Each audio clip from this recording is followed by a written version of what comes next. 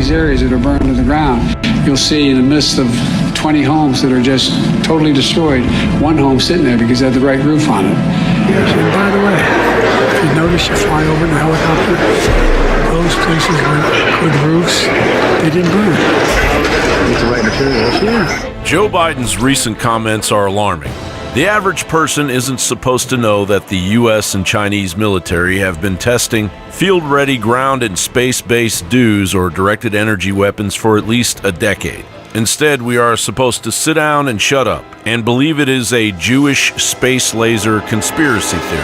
Can you tell me why so many people that support Donald Trump love conspiracy theories, including yourself, about Jewish space lasers? Tell us about Jewish space lasers. No, why don't you go talk about Jewish space lasers, and really, why don't you f*** off? How about that? According to the U.S. Government Accountability Office, directed energy weapons can produce force that ranges from deterrent to damaging to destructive. Many countries, including the U.S., are researching their use. Different types of electromagnetic energy have different properties. High-energy lasers produce a very narrow beam of light, usually in the infrared to visible region, and are typically used on one target at a time. The beam can be pulsed or continuous, generating a power output of at least 1 kilowatt. This output is 200,000 times greater than a typical laser pointer and is capable of melting steel. These things pulse at different frequencies to optimize the damage. Evidence of a CCP satellite over Maui is known. There's 3 fires on the Maui Island. The first one that happened was on August 7 on the Olinda fire. That was a big one. And then what happened after that was the Lahaina fire. That was the nasty one that killed all those people.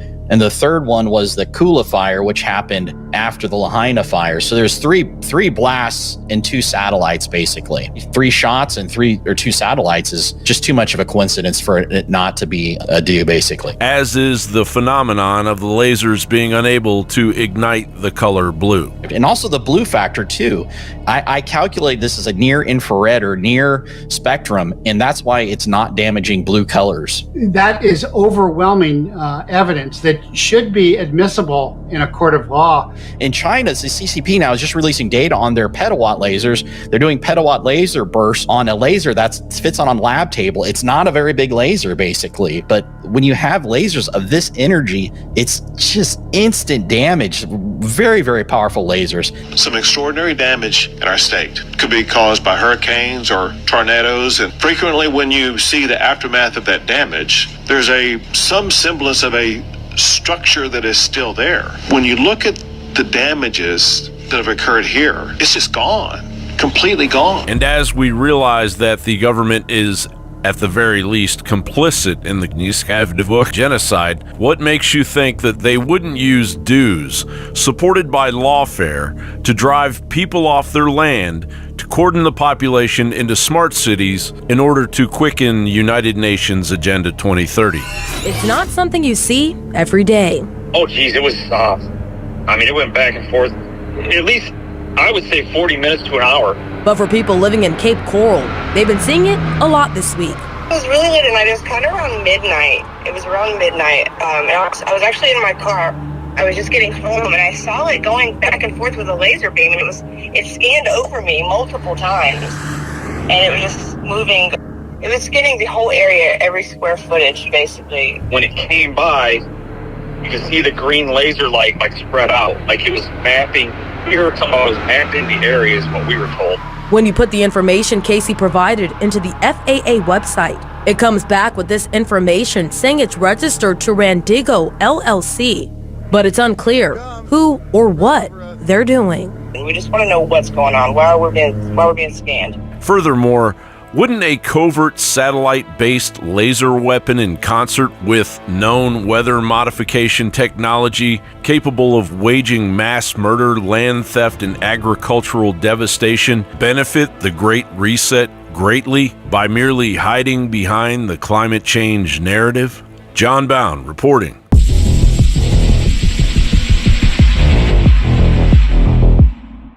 Remote viewing is the military term for viewing a target with the mind's eye. Remote viewings are conducted under double-blind conditions. meaning that the target assigner and the viewers are unaware of what they are viewing. They are simply given an arbitrary number. The Future Forecasting Group was recently given the target number H506B3T9. That was the only information they had. It was only after the viewing that they learned what the target was.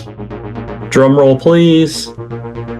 You guys were looking at the Rapture, the global religious event of an unknown time. The target was the split rapture event. In Christianity, it is the rapture, when believers are taken into heaven while the rest of humanity suffers the tribulation. The raw material calls this event the harvest, and says it happens every 25,000 years when those who have spiritually evolved ascend to a higher dimension, while those who don't are reincarnated back into the third dimension. According to Christians who believe in it, to be raptured, you must believe in Christ.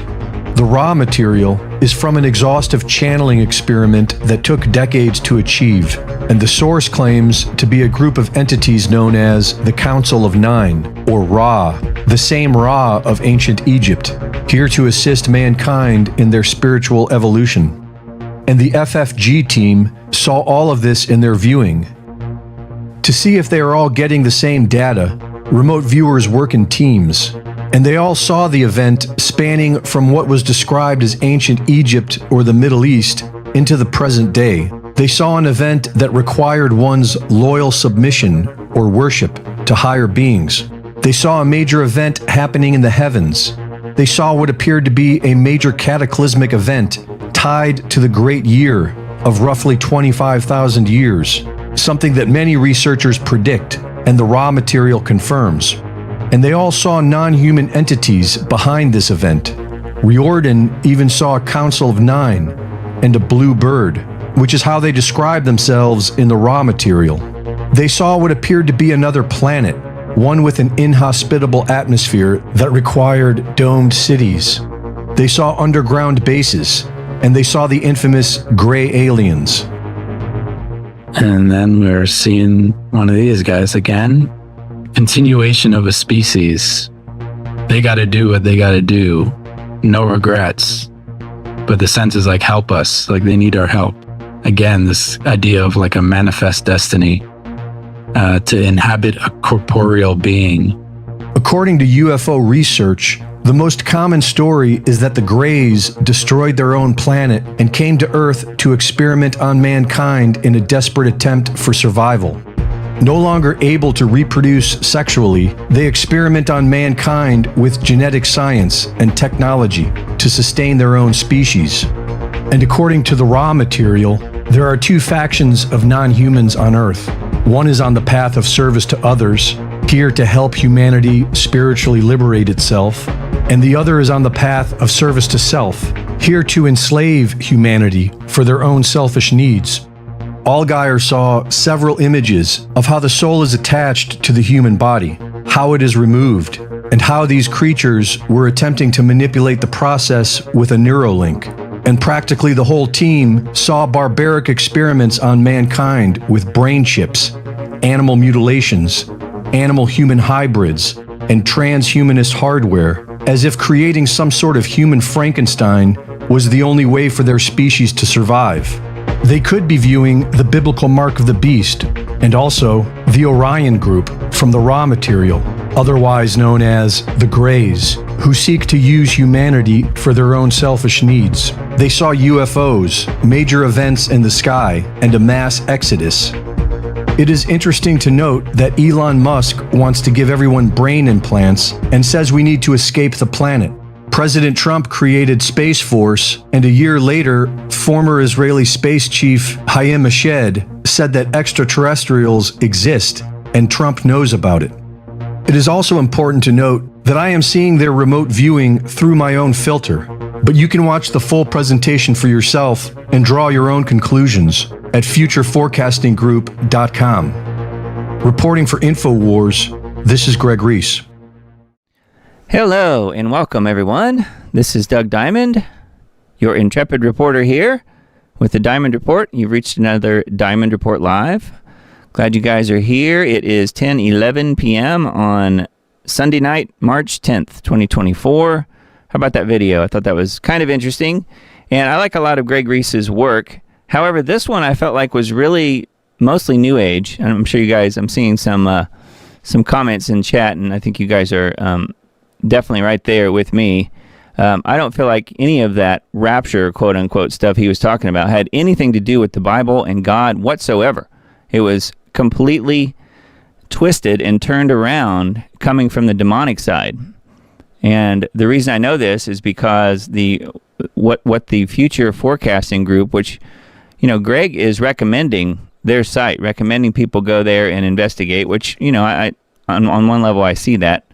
However, I've looked at their site and everything is only for paid subscribers, which tells me for him to get all this information, he is a paid subscriber. Therefore, he's probably buying into it a little bit more than you and I do. But yeah, I think a lot of what they were seeing wasn't the future at all. It's simply remote viewing. The way I understand remote viewing is something that's happening present day. It's not seeing the future. You're seeing other places happening right now, other things happening right now. So if you leave your body and you're remote viewing something, you're seeing something else happening right at this moment in time, on some other part of the planet, perhaps.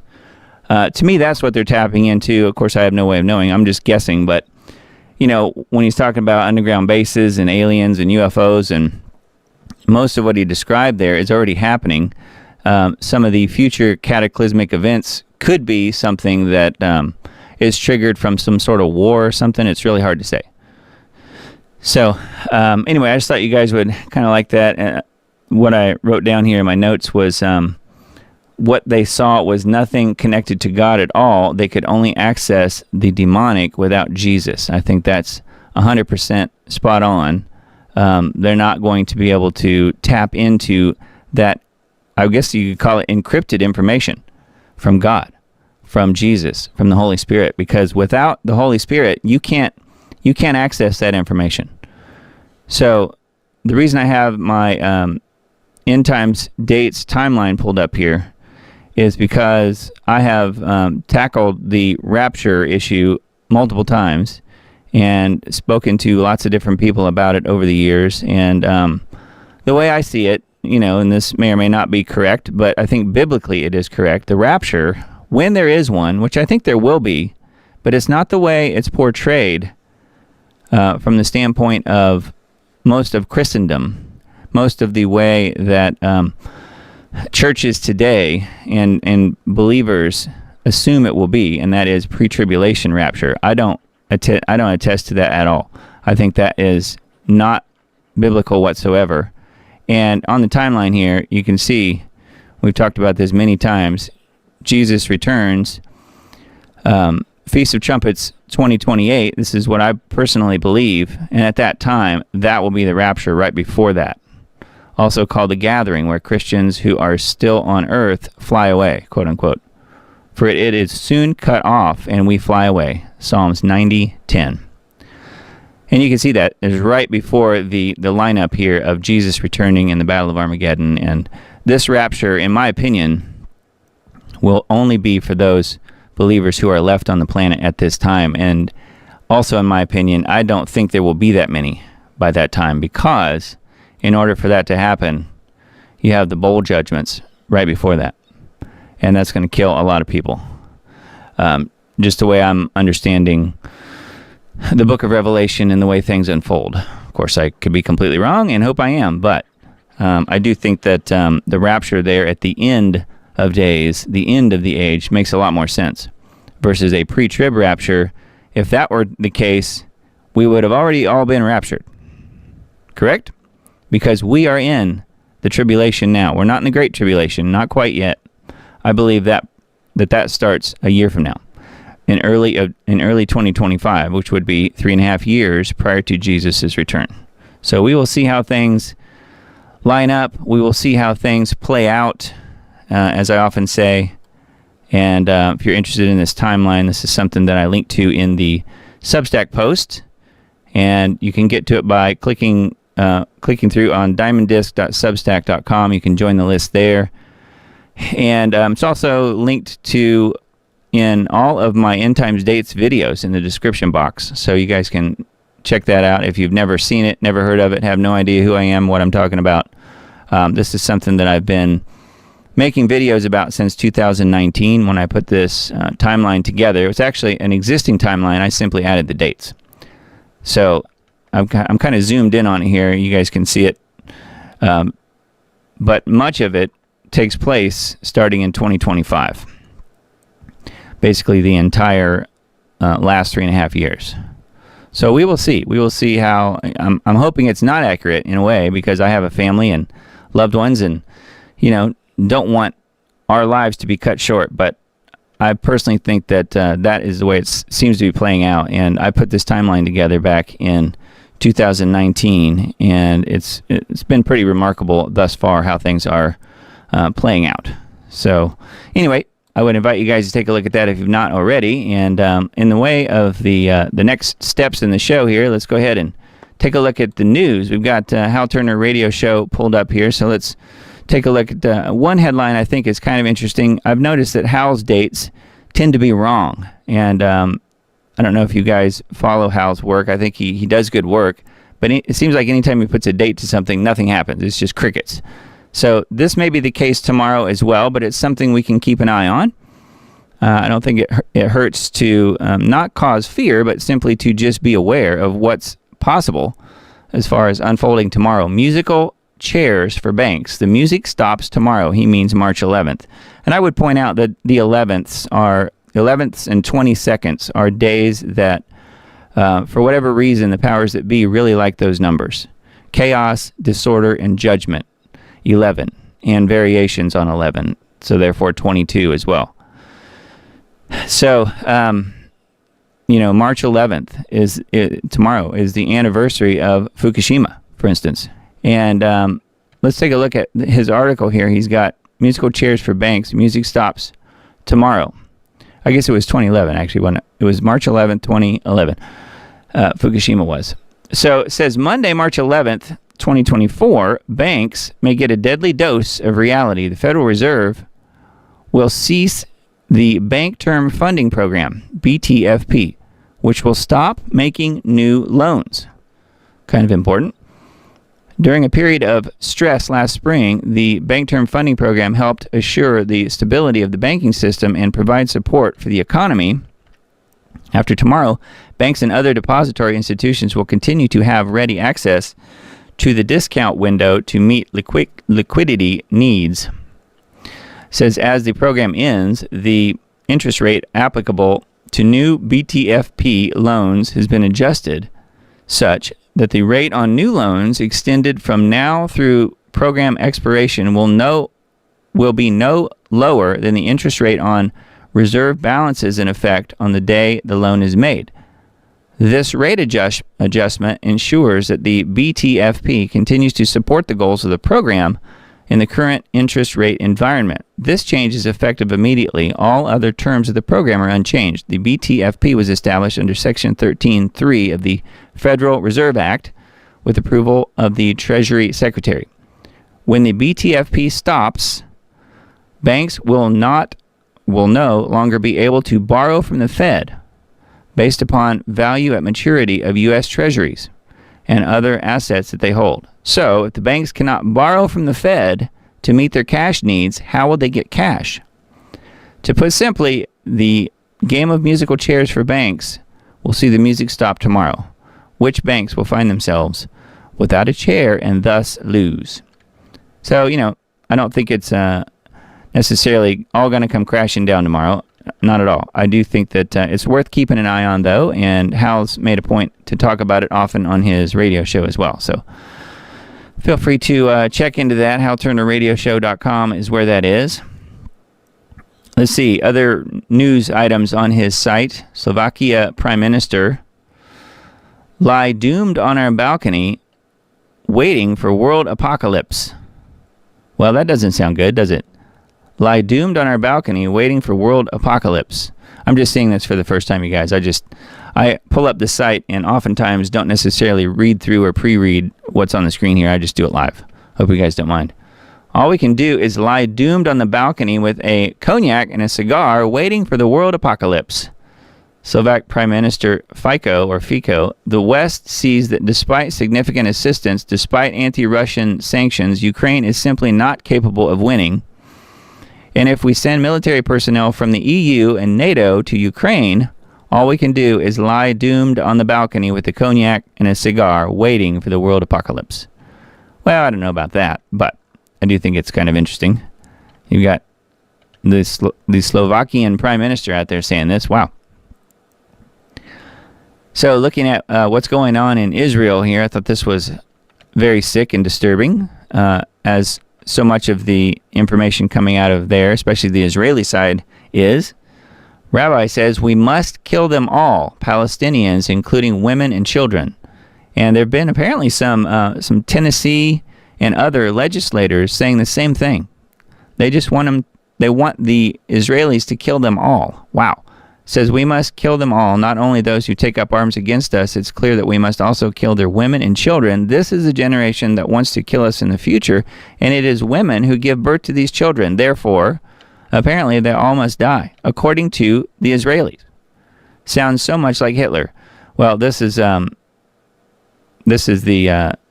I'm assuming probably talking in Hebrew here, this guy on Twitter, and it's basically what I just read, though. Very sick. But there again, you're looking at the Jews who are not actually Jews, right? Revelation 2:9 and 3:9. Israel says war against Hezbollah if no deal by March 15th. So that's coming up soon. Oh yeah, daylight savings time. Did you guys live through daylight savings time? It's always fun around here. Yes, it's 10:23 p.m. It feels a lot like 9:23 p.m. where I am. I don't know about you guys. The Pope tells Ukraine to wave the white flag. He says time for Zelensky and company to give up. I thought that was kind of interesting. Pope Francis was asked what he would tell the Ukrainian President Zelensky, and his response was succinct: "Surrender, you're defeated." So I'll give him that one. That was pretty accurate. So he called that one like it is. Although that may be the first time. I have no idea. This Pope is quite a trip, isn't he? Let's see. Oh, and did you guys see the Happy Ramadan leaflets that Israel dropped onto Gaza? Reminds them to feed the needy. So there it is in Hebrew. The Israeli Defense Force dropped leaflets on the Gaza Strip the other day, wishing everyone a happy Ramadan and reminding them to feed the needy. Just to be clear, they dropped these leaflets upon the very people in Gaza whom they have been bombing since last October, whom they have cut off drinking water and electricity to, whom they have blocked humanitarian aid trucks from reaching, and whom they are thereby starving to death. When the U.S. bombed Hiroshima in WW2, we dropped a 15-kiloton nuclear bomb on that city, destroying it. To date, Israel has dropped 70 kilotons of conventional explosives on Gaza. And they dropped Happy Ramadan leaflets. Zionism is a cancer on humanity. It's time to wipe the cancer out. So says Hal. Those are not my words. I'm just reading. But wow, these people are so sick. It's just going from ugly to just completely sick, completely twisted, completely warped and evil. Which I guess it's been that way for some time. I mean, they're literally dropping 2,000-pound bombs on people's homes in Gaza, and on apartment buildings, I should say. So anyway, quite a bit of info on this site, HalTurnerRadioShow.com. And again, I recommend listening to his daily radio show. He does Monday through Fridays. I'm not sure exactly what time, but you can find out on the site here. Good stuff. All right, let's look at needtoknow.news. Alert. Colonel McGregor warns the Dems plan to turn guns on U.S. citizens once military recruits the illegals. That's why they seem to be fighting age, military age type men who are crossing the border illegally. That's because they're going to be recruited by our own military to take up guns against us. That seems to be the plan. Tucker Carlson said that Rome fell because foreigners who were not loyal to Rome populated its military and they turned on the people of Rome. Retired Army Colonel Douglas McGregor warned Americans against allowing illegal aliens to serve in the armed forces. The political establishment is painting Americans who oppose its corruption as criminals. And McGregor asked, what better solution than finding people who have no connection to the American people, arming them, and then sending them out to oppress us? The Democrat proposed Courage to Serve Act, again, this is 1984, so just reverse it. Courage to Serve Act would offer illegal migrants an expedited path to citizenship if they serve in the U.S. military, as it continues missing recruitment goals thanks to unpopular globalist wars, vaccine mandates, and far-left policies. So here it is embedded in the page if you want to hear the full interview, as well as some more information about the illegal migrants. Yeah, so that's where we are. They're bringing them in to join the military. I don't know why they would want to be American citizens, because when you're American citizens, you lose all your rights. The only people with rights are the illegal ones, right? Those are the people getting the big checks and everything else. The you name it. They're getting it all. So yeah, why would you want to be a citizen? So I'm not sure. Maybe they need to explain that to the illegals. They already have everything. Why would they want more? Actually, if they became citizens, they would have less. Need to know.news. Again, another article. Biden regime admits to secretly flying 320,000 illegal aliens to reduce border crossing numbers. It reduced it by about that much. Barely any, because we have at least 20 million that have been in. Forget whatever the small official number is. It's 20 million, 30 million, 40 million. It's way more than that. U.S. Customs and Border Protection, an agency under Mayorkas, Department of Homeland Security, or Insecurity, has been operating secret charter flights to transport illegal migrants from foreign airports to various U.S. cities. The Center for Immigration Studies reported that these secret flights have facilitated the entry of approximately 320,000 illegal aliens into at least 43 different airports in the U.S. for the period ranging from January through December last year. Musk wrote, this administration is both importing voters and creating a national security threat from unvetted illegal immigrants. It is highly probable that the groundwork is being laid for something far worse than 9/11, just a matter of time. Yeah, and a lot of them are getting phones, maybe all of them, getting phones so they can stay in communication with whoever is paying their bills and giving them free stuff, free money, free everything, voting rights. So yeah, of course, they want to stay in contact with them so they can tell them how to vote. Because, illegals have all the rights. Citizens have no rights. But if the official number is 320,000 that have been flown in, you can probably double that. That's my opinion. But makes sense to me. Yeah, first class, too. They're flying in first class. Denver pleads with property owners to rent to illegal alien newcomers. So if you live in Denver, you may already know about this. Denver Mayor Mike Johnston recently announced that the city has started to scale back its migrant services to reduce the current budget deficit by nearly $60 million by shuttering and or consolidating shelters. The migrant crisis is estimated to cost the city $180 million. Currently, there are over 38,000 illegal immigrants residing in Denver. City officials are asking local property owners to house some of the illegals, now calling them newcomers. Isn't that nice? Again, we live in 1984. Who need a place to stay. The city has been able to get many of the migrants work permits so they can earn an income and pay their way for accommodations.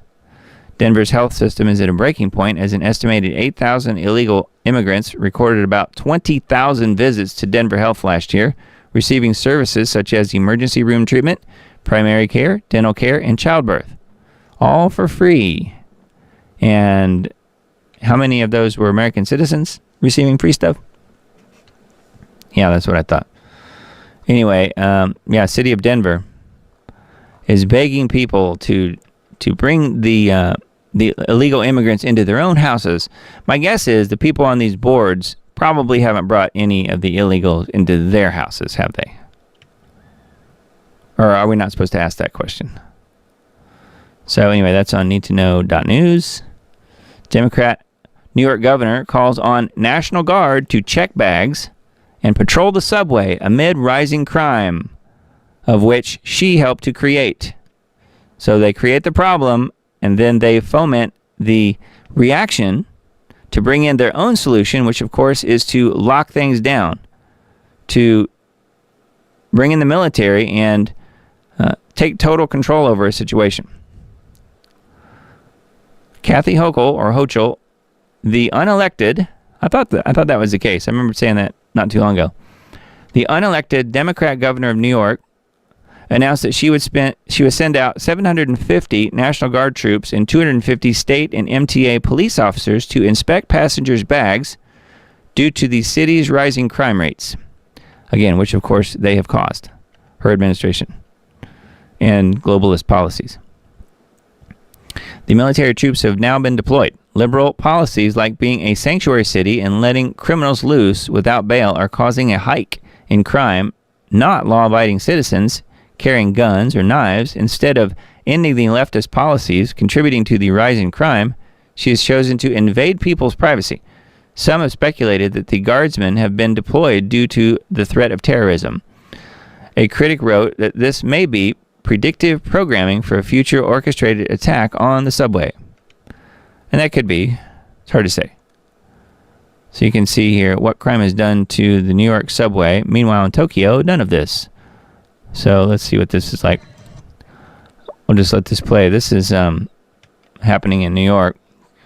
And I saw a good side-by-side shot of this. Apparently, it's not this video. Of them going through all of the citizens' bags and everything else. And just showing the wide open border. Just people coming across by the thousands. Apparently, it's not this video, but it does exist. New York City bag checks. So anyway, there's more info here on needtoknow.news. Check that if you are so inclined. And a couple more from this same site. California's new Soft on Crime Racial Justice Act set to release dangerous criminals. Heather McDonald outlined California's latest descent into racial madness in the Wall Street Journal, or as I call it, the Wall Street Urinal.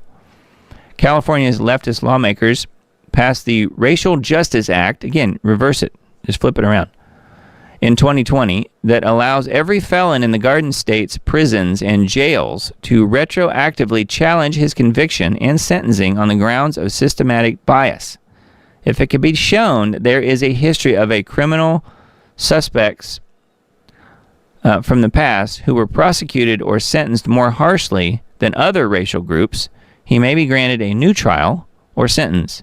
Heather points out that blacks are arrested, prosecuted, and convicted more often than members of other races because they commit more crimes. I've seen the numbers. It's true.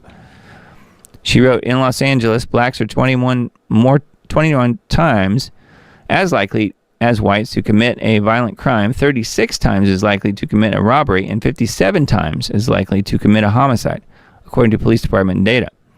Those data come from reports filed by victims and witnesses who are themselves disproportionately black. So if you want to be a career criminal, I guess California is your place, at least for the moment, or New York. But yeah. So they're going to work on releasing all of the dangerous criminals. You'll see a little bit of a theme here. I've got some info from other places on that as well tonight. So we'll keep a watch here as we move forward. And then last article on this site, Candace Owens has been threatened. She exposes Diddy and Michael Jackson connection.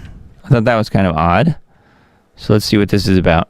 You guys know who Candace is. Candace Owens said that this may be the last time she reports on Diddy, a.k.a. Sean Combs, because of the information it is terrifying. She said Rodney Jones's lawsuit, which is still an accusation at this time, indicates that there is a high-level blackmail ring and that musicians are being controlled after attending parties that involve drugs and sex with underage minors. Sounds a bit like You Know Who, with the Clintons, right? Jeffrey says, after attending parties that involve drugs and sex with underage minors, the media and authorities are complicit. Jones's lawsuit indicates that Combs's staff should call Fahim Muhammad if they are stopped by police. Muhammad was at the Chalice Studios following the alleged shooting in the bathroom. Candace said that Fahim Muhammad was also on the scene when Michael Jackson was killed. Muhammad was only 21 years old and had recently graduated college with a business degree when he was the head of security for the King of Pop, which indicates there is more to the story. Kind of interesting, huh? I've always felt that Michael was really framed for those charges. I don't know. I mean, he was an innocent type of personality, so I mean, I can see where you could kind of go either way with his demeanor, his personality. You could see because he was like a kid himself, and I was around him some in the studio, and I met and talked to him several different times, and I never got the feeling that he was crazy. He was in fact very down to earth and very modest. He would come in sort of all bandaged up sometimes, though, from some of the various plastic surgeries. But other than that, he seemed, like a pretty good, normal type of guy, And really I felt like he didn't really have a clue as to how the world worked, though, at that time. And a friend of mine was an engineer who worked for him on Neverland Ranch, and he never saw anything that was, out of the ordinary or Michael with little kids in an inappropriate type of way or anything. So, I don't know. You can believe what you want, I suppose. It says Candace makes a case that Michael Jackson may have been smeared in the media rather than being an actual pedophile. Michael Jackson was also painted as a raging anti-Semite. Jackson was reported to have kept a list of enemies who were all Jewish and included lawyer Gloria Allred, music mogul Tommy Mottola, Rabbi Botich, Uri Geller, and Jackson's manager Dieter Weisner, who all happened to be Jewish. Jackson said Jews, he was probably referring to Jews in the music industry, were leeches. Yeah, I think he would have been. And we're trying to take everything from him. Jackson's will is suspect because 3 unidentified witnesses say he signed in Los Angeles just before his death on the same day that he was in New York. Interesting. Candace said that these types of claims keep coming up. Kanye West was threatened by his trainer. Candace says that Rabbi Shmuley and his daughter threatened to smear her as an anti-Semite during the period where Kanye was making controversial statements online unless she spoke out against the rap star. She called for an investigation into what may be, based on numerous allegations and evidence, a blackmail ring in Hollywood that involves sex, drugs, and murder. So, kind of interesting. I don't know much about any of that stuff other than what I just mentioned about Michael, but I do think it's interesting. And she may be right. It's hard to say. Very strange. We live in a bizarre world, do we not? Revolver.news thought this was kind of interesting. The shameless media got the memo on how to describe Biden's Mein Führer speech. And guess what? They're all in perfect lockstep. You can see a picture of him there. So, what this is this speech. You guys remember this speech?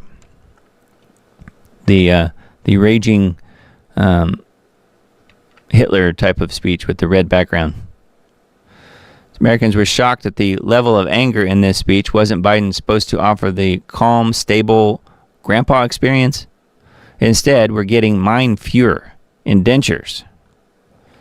Yeah, with CPAP strap marks on his face. Don't forget that. It says, but fear not, the ever-loyal media propaganda brigade was on standby to whisk old Joe away from the jaws of reality, spinning his chaotic, unhinged speech into something fiery, quote-unquote, and compelling, ensuring audiences weren't left staring at their TVs as if Freddy Krueger had just made a guest appearance. No, it was kind of like that. Clearly, the memo went out, and all of our shameless fake news media lined up and marched in perfect lockstep to save old Joe. So it's all kind of circled here and blocked out. Fake news is gonna fake news. Gotta love that fiery, quote unquote, fiery talking point clearly given to them by the Dems. They could have called the speech angry, divisive, tone deaf, partisan, but no. The hacks will go with fiery. AP News, Biden's fiery State of the Union address. Reuters, Biden takes on Trump and Republicans in, fresh off his fiery State of the Union speech. Biden today will head off to PA. ABC News, 7 takeaways from Biden's fiery State of the Union. AP, Biden's fiery State of the Union.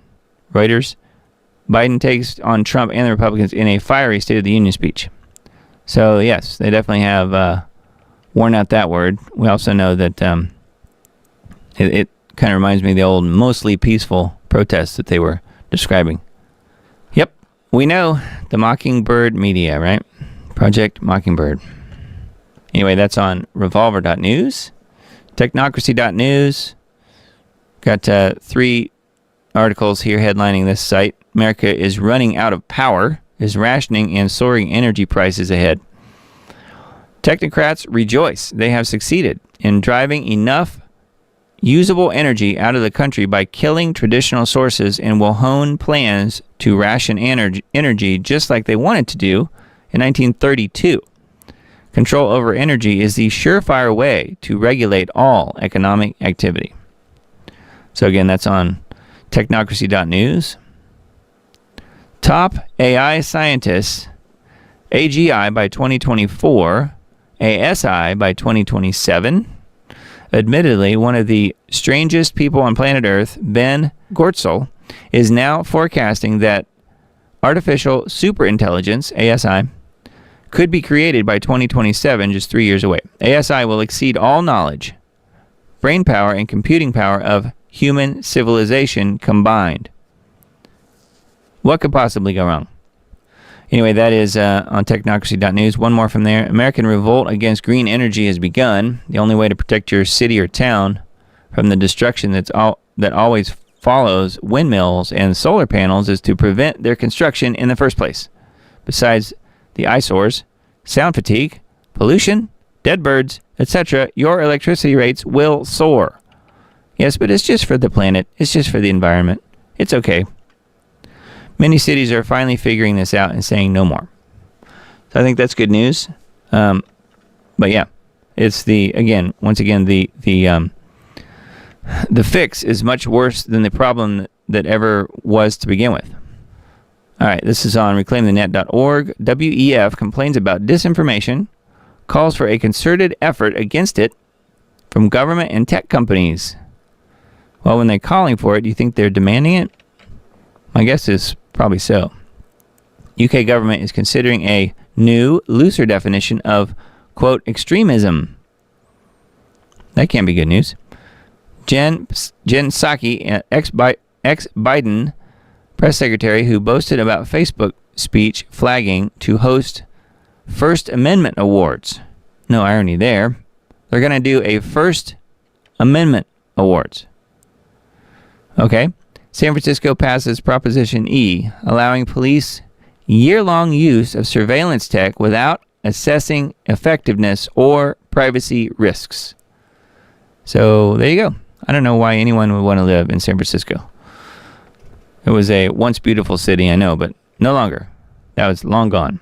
Washington State's social media surveillance program flags posts by journalists and state rep Jim Walsh.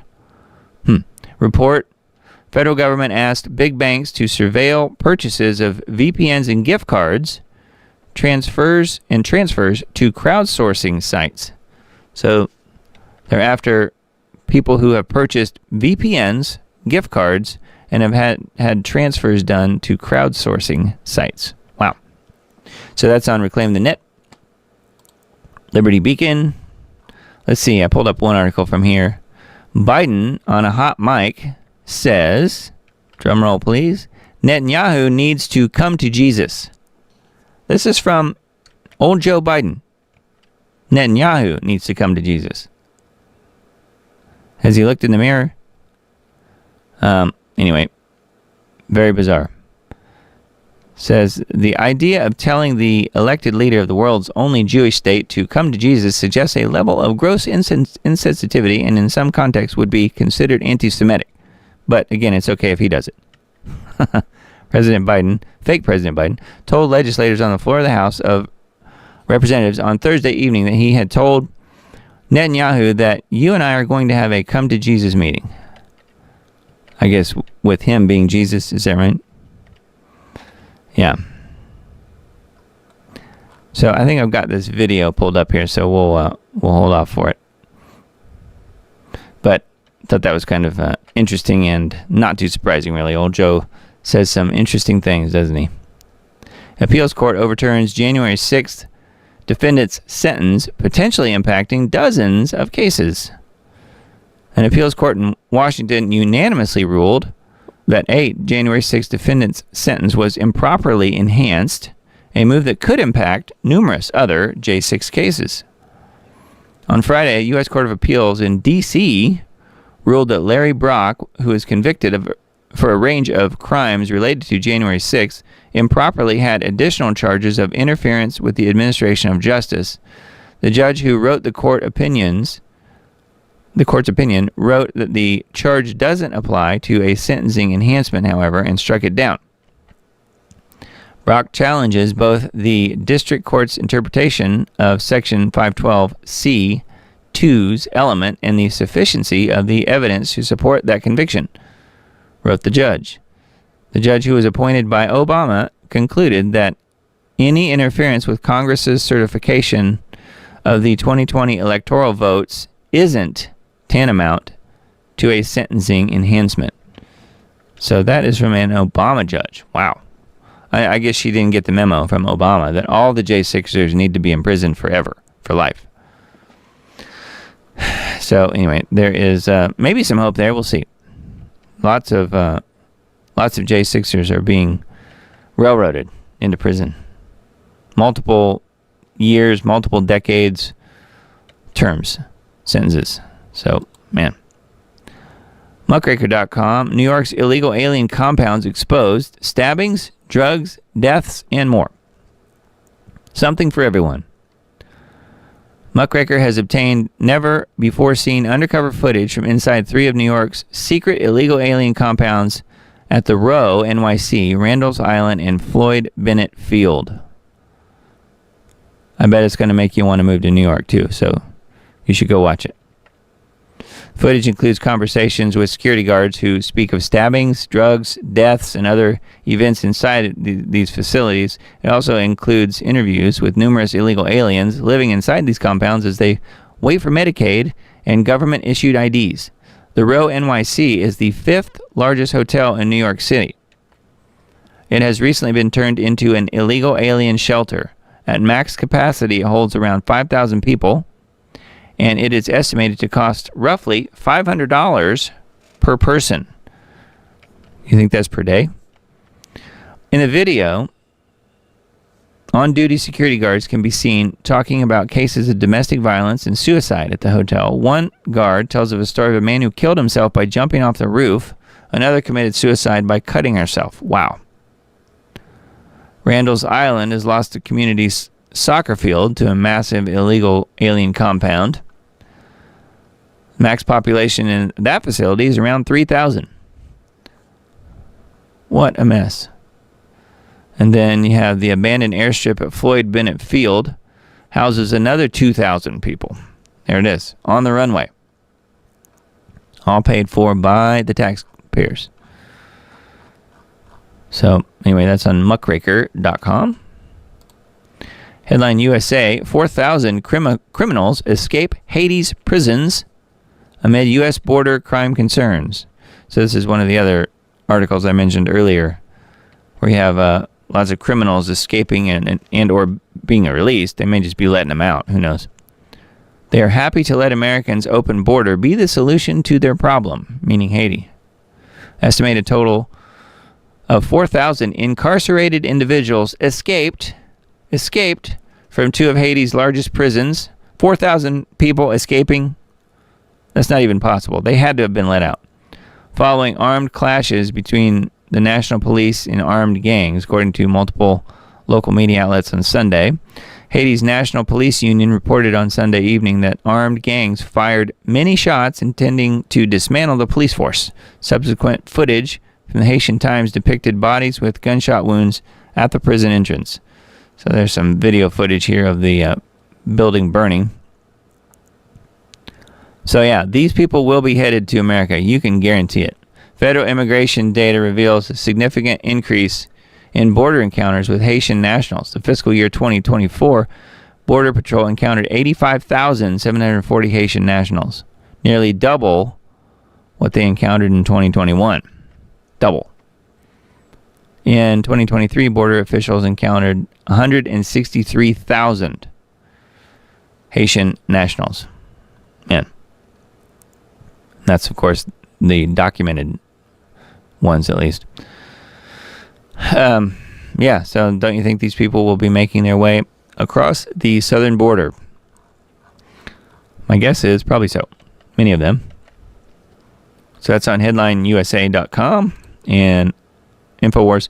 Illegal aliens will get interest-free home loans under new Democrat bill in California. The social and economic benefits of home ownership should be available to everyone, says the Democrat Assembly member. Of course. Everyone. California Democrats once again prioritize illegal aliens over American citizens, this time by introducing a bill that would allow illegals to receive interest-free home loans. Do you have an interest-free home loan being an American citizen? Well, if you were an illegal, you might be able to get that. But, man, just really doesn't surprise me anymore, honestly. We saw this clip at the beginning with Abbott here. Video, Texas governor raises new do conspiracy. I would say conspiracy. As he confirms the aftermath of the 500 structures that were destroyed in the Texas fires. So Governor Abbott says 500 structures confirmed destroyed in the Texas fires. Things got spicy because he said that they aren't like normal fires. Normally something's left of the structures, but strangely, they're all completely gone. There's nothing left. Sounds a lot like plasma fires.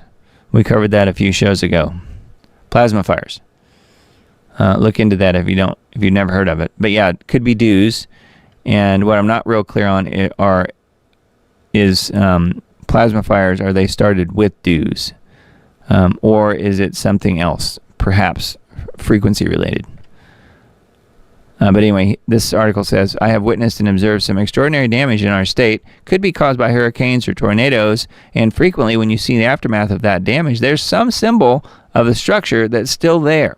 When you look at the damage that have occurred here, it's just gone. Completely gone. Nothing left but ashes on the ground. Which is something, again, we covered it in the plasma fires video a few weeks ago. So look into that. I mean, the porcelain toilets and fixtures in bathrooms completely down to ash. That doesn't happen. And apparently it works somehow through the frequency, using frequencies in the rebar in the buildings.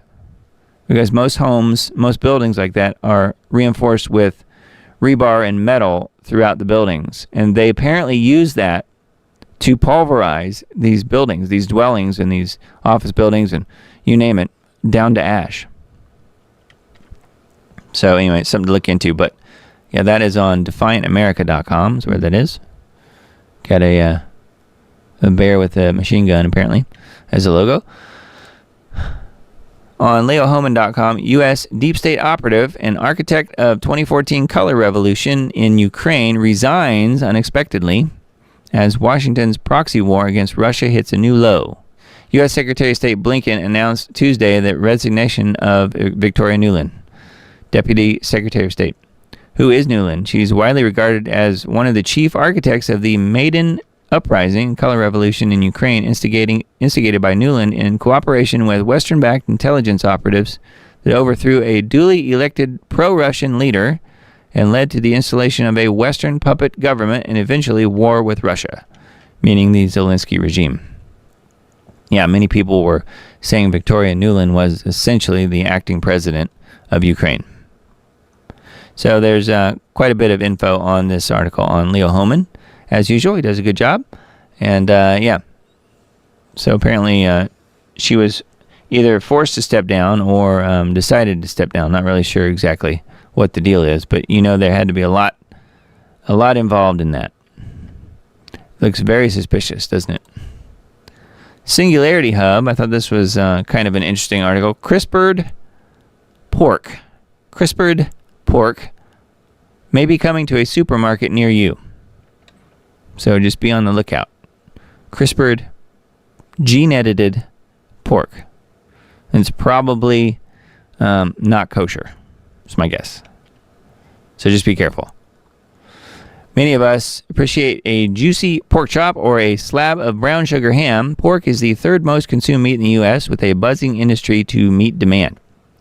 But for over 3 decades, pig farmers have been plagued by a pesky virus that causes porcine reproductive and respiratory syndrome, also known as blue ear. For its most notable symptom, a virus spreads through the air like SARS-CoV-2. Gee, this sounds familiar, doesn't it? The bug behind, or at least in the computers. Infected young pigs spike a high fever with persistent coughing and are unable to gain weight. In pregnant sows, the virus often causes miscarriages or the birth of dead or stunted piglets. According to one estimate, blue ear costs pork producers in North America more than $600 million annually. While avniscab is available to save the day, it's not always effective at stopping viral spread because it never works, not even in pigs or dogs. Stop avniscab your animals. And you wonder why they die young? Just stop it. So anyway, this is about CRISPRed edited pigs to apparently get around this, quote, virus. So that's on Singularity Hub, which it's a tech site, so they're probably all for it. Anyway, this article and all the others will link to in the Substack post that I send out on Tuesday. So keep an eye out for that. Susan says, let me guess, they won't label it as CRISPRed. It sounds like crisp red pork. Bacon, anyone? I know. No, they probably won't label it as CRISPRed. They'll just say all natural product. Natural is the key word. If it says natural, then you probably should never eat it. On the label, I mean. Blood money. 2 of the biggest funders of the radical transgender movement in the U.S. are China-linked billionaires. Bet you didn't know that. Pro-Beijing groups financially backed by 2 China-linked billionaires are pushing the radical transgender movement as a means of advancing a Marxist agenda in the U.S. 7-time New York Times bestselling author Peter Schweitzer reveals in his new book, Blood Money, why the powerful turn a blind eye while China kills Americans. So, kind of interesting, huh? Funders of the radical transgender movements in the U.S. So, yeah, pretty wild. This is on Breitbart. So, let's see here. This video, I haven't watched all of it, but you get the point. I mentioned a Truth Stream Media video last week as well, and I think they do really good work. It's called, But Why Are They Allowed to Do This to Our Food? We were just talking about the CRISPRed pigs, CRISPRed pork, the non-kosher CRISPRed pork. I'm just joking, of course. But, this is a screen grab here in the middle of this video. You can see, I mean, if you're Fruit Loops eaters, you might care about this, but this is the kind of stuff that they do across the board. So you can see here that Fruit Loops in Canada are not nearly as bad as Fruit Loops in America. Look at all the extra stuff. Red 40, blue 1, yellow 6, BHT for freshness. All that stuff is not allowed in the Canadian version of Fruit Loops, but oh boy, you better put it in on the American version because we got to kill them Americans.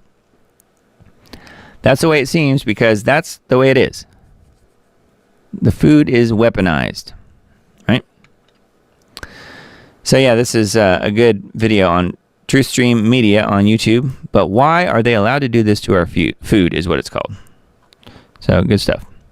They put out some really good reports. All right, and then Daily Mail. Multiple government websites, including Secret Service and Homeland Security, go down for 20 minutes during the Biden State of the Union, almost said State of the Onion, before being brought back online.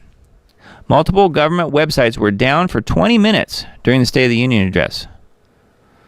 The government website crash is the latest in a recent slew of social media and communication outages.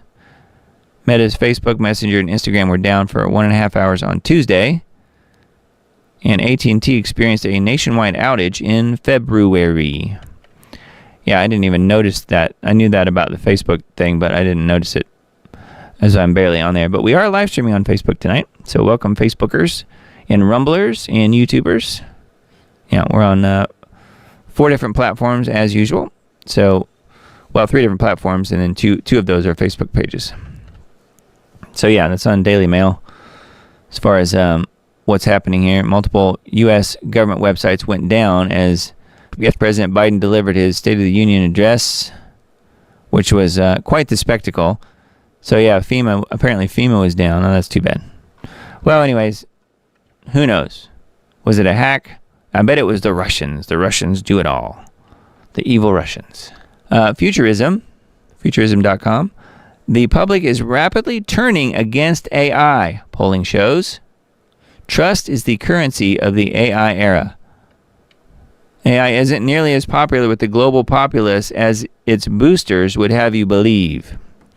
As Axios reports, based on a new poll of 32,000 global respondents from the consultancy firm Edelman, public trust is already eroding less than 18 months into the so-called AI revolution that popped off with OpenAI's release of ChatGPT in November of 2022.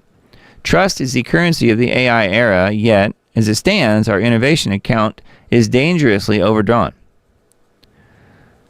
Companies must move beyond the mere mechanics of AI to address its true cost and value and the why and the for whom. Yeah, because I think people inherently know that they may very well lose their jobs to AI. So therefore, they're in this mode of, I would say, just denial. How powerful it is, or how powerful it can be.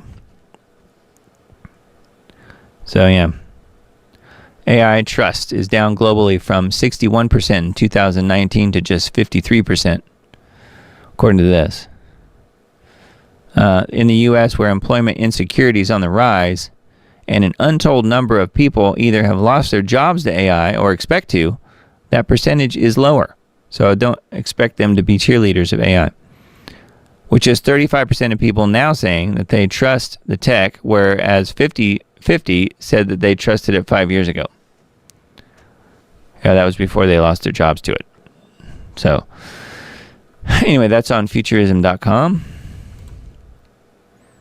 And then State of the Nation, CIA's Mockingbird Media just gave away the plot. Massive invasion of illegal aliens just launched targeting Florida. So, if you live in Florida, you are going to have a border crisis coming soon now too, courtesy of Haiti. Could it be any clearer, given the perfect timing of the rapidly exploding Haiti rebellion this March? It's happening now. However, it's not just a rebellion, quote unquote, that's driving this huge black op staging yet another mass invasion of southern Florida with fleeing Haitians. It's the out-of-control gang violence. So, get ready. Ultimate target, South Florida. Of course, that's Republican state, so it will be interesting to see exactly what happens there. But, yeah. Florida is now going to be under attack, and don't think that the Haitian rebellion was all organic either. These kinds of things are always fomented, and guess who's always behind them? The CIA. Guaranteed. You can mark my words on that one. Trying to take down Florida and the rest of the U.S. as well. How better to do that than to bring in untold masses from Haiti? Burning and looting and pillaging and shooting and killing and you name it. Anyway, this is on State of the Nation. And let's see, Washington Times. I thought this article was somewhat funny. Of course, this is a no kidding type of article. Psychiatrist sees signs that Biden was medicated for the State of the Union performance. And in other news, the sun rose today in the east. I mean, this is one of those duh type of things. But Washington Times apparently thinks it's new news and worth reporting. People's Voice, the Trudeau regime lays groundwork to imprison citizens who have not committed a crime. Yeah, it's called pre-crime. I think they made some movies about it. Tampon Trudeau is seeking the power to imprison Canadians who the government suspect might commit a hate crime in the future. And of course, they can define hate crime however they want to define it. Daily Telegraph reports that the policy will form part of the Trudeau's dystopian online harms bill, which cracks down on any opposition to the regime's far-left authoritarian agenda. One of the measures within the bill would grant the power to place individuals under house arrest and force them to wear an electronic tag if the state believes that individual might commit a hate crime in the future. And again, they get to define what a hate crime is. The country's justice minister claimed the legal right to lock people who have not committed a crime, lock people up, who have not committed a crime will play a very important role in preventing criticism of minorities. I think they mean the minorities in charge of running the show. The minorities meaning the government employees. You can't criticize them. If there's a genuine fear of an escalation, then an individual or group could come forward and seek a peace bond against them to prevent them from doing certain things. That would help to de-radicalize people who are learning things online, because that's information they can't control, and acting out in the real world violently, meaning saying no. That's what they mean by acting out violently. That's just when you say no. That's being violent. So you have to be able to decipher what's being said here. I know you guys can, but People's Voice is where that one is. WEF caught paying Hollywood writers to push net zero agenda in the movies. Democrat activists in California are teaming up with WEF officials to control Hollywood scripts and promote the WEF's net zero propaganda through movies and TV. The climate activist group Good Energy is partnering with Hollywood writers to infuse the net zero narratives into movies and scripts in their playbook. They note that climate can be a generative lens of which to view any subject or character. The group orders Hollywood writers to make characters more relatable by making them show anger, depression, and grief towards the climate crisis. So there you go. They're going to start writing it into, I think they've already been doing this, but they will be accelerating their propaganda. So not to say there's nothing wrong with the climate. There is. It's off the rails, but it's because of geoengineering primarily, which you guys have heard me mention ad nauseum, but it's true. I'll keep saying it until people listen. So that's on the People's Voice. You guys have probably heard of this book, War is a Racket, General Smedley Butler. Well, I found this article on Activist Post. Smedley Butler explains the latest excuse for American intervention in Ukraine. There he is. Says, Senior Fellow Alex Pollock drew my attention to an important quote by Smedley Butler. So this is a quote, I'm assuming from the book, 1935 speech, and later a book by Major General Smedley Butler, USMC, includes, a racket is best described, I believe, something that is not what it seems to the majority of people.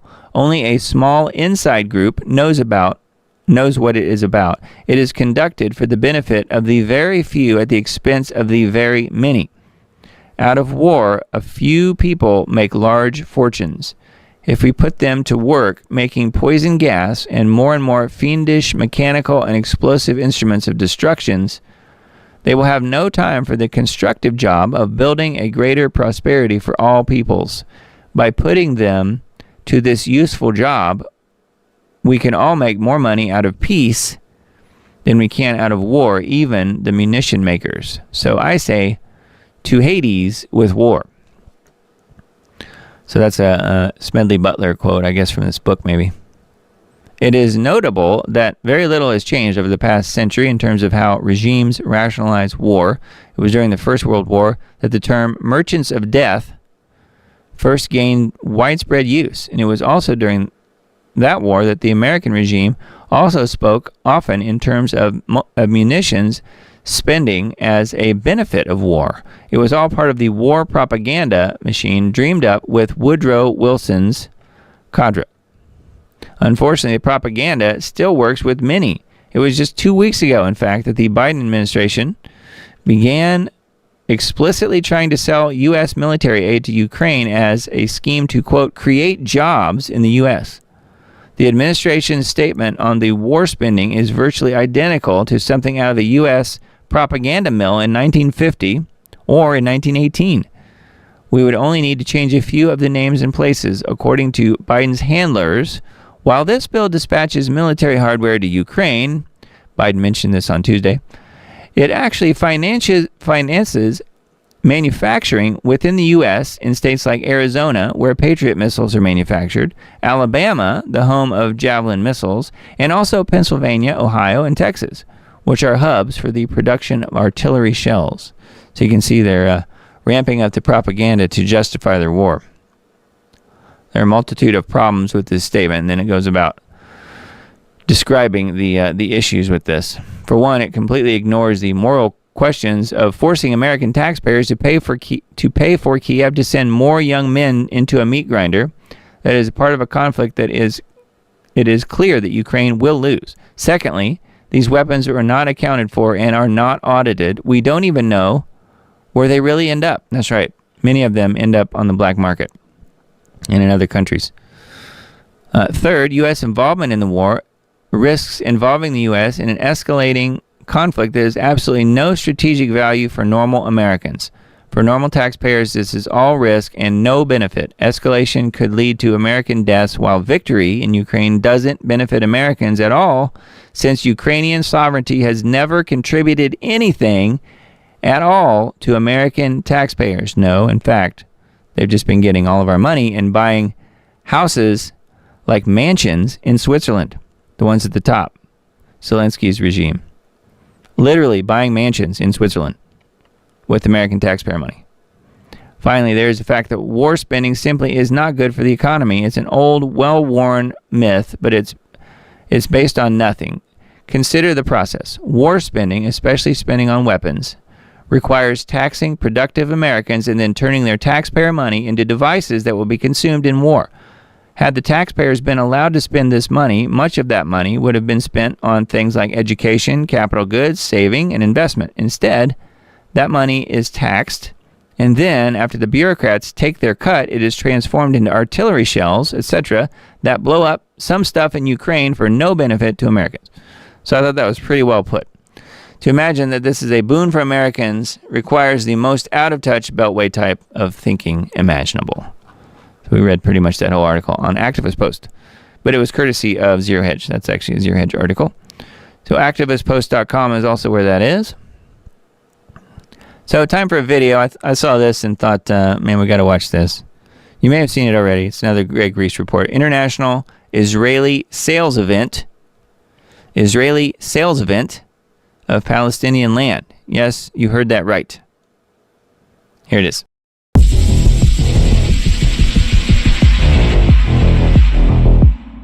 Hundreds, if not thousands of people surrounding some of these aid trucks that were able to enter northern Gaza. Some of the very few aid trucks that have actually been able to make it in there. And you can see in this video by the from the Israeli military, the crowds of people around these trucks. But what appears to have happened is that the Israeli military opened fire on some of these people who were surrounding these trucks. An Israeli military official telling us that the crowd approached the forces in a manner that posed a threat to the troops. And they say that those troops then responded with live fire. Now, eyewitnesses on the scene have told us that Israeli tanks as well as drones opened fire on this crowd.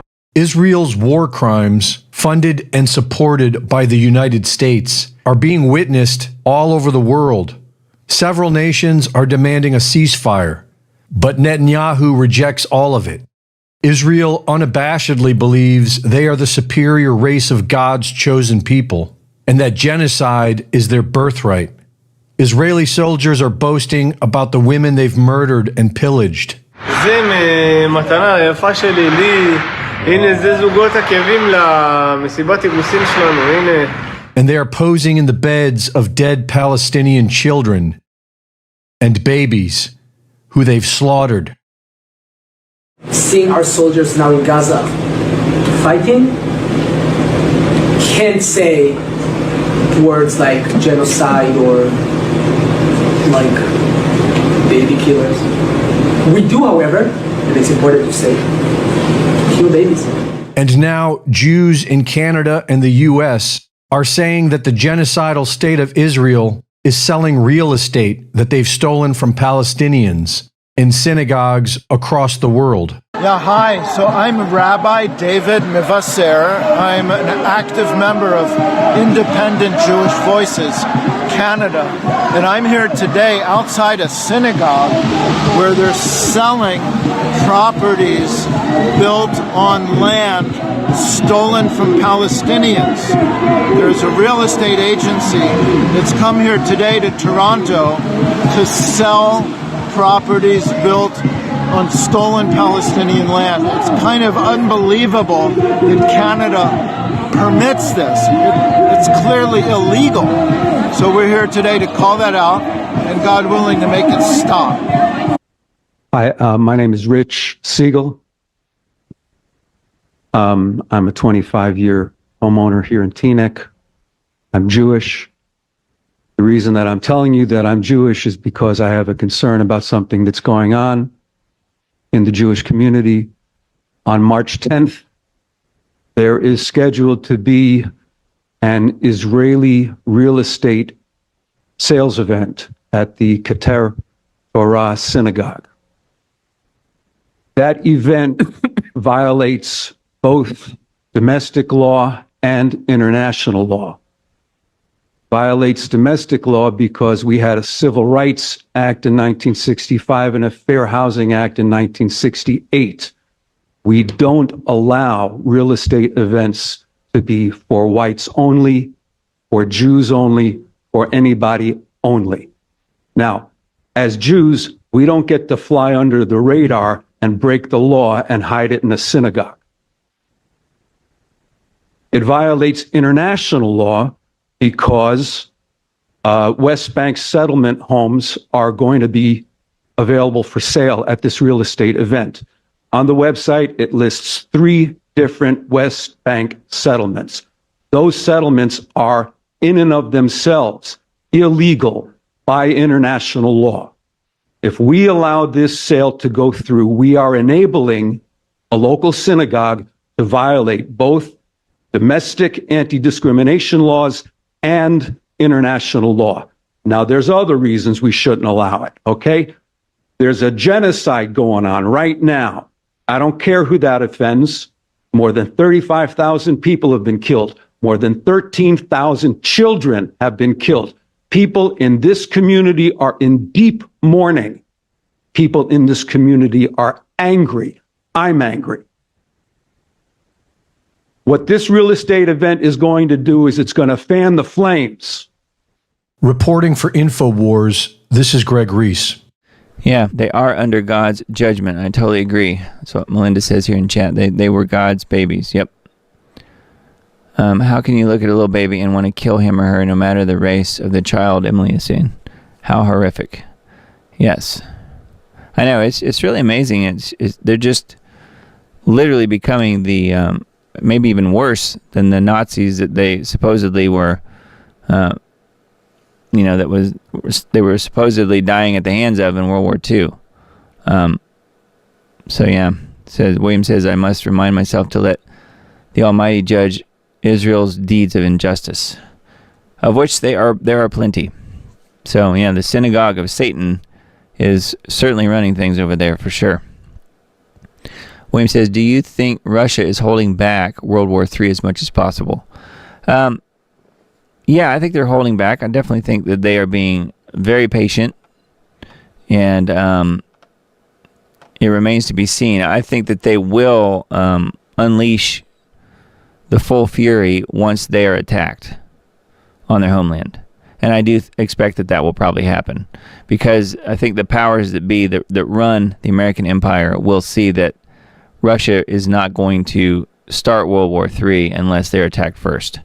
So I do think that there will be some sort of either, first strike or something against Russia, and it will force them to have to do something, against the United States proper.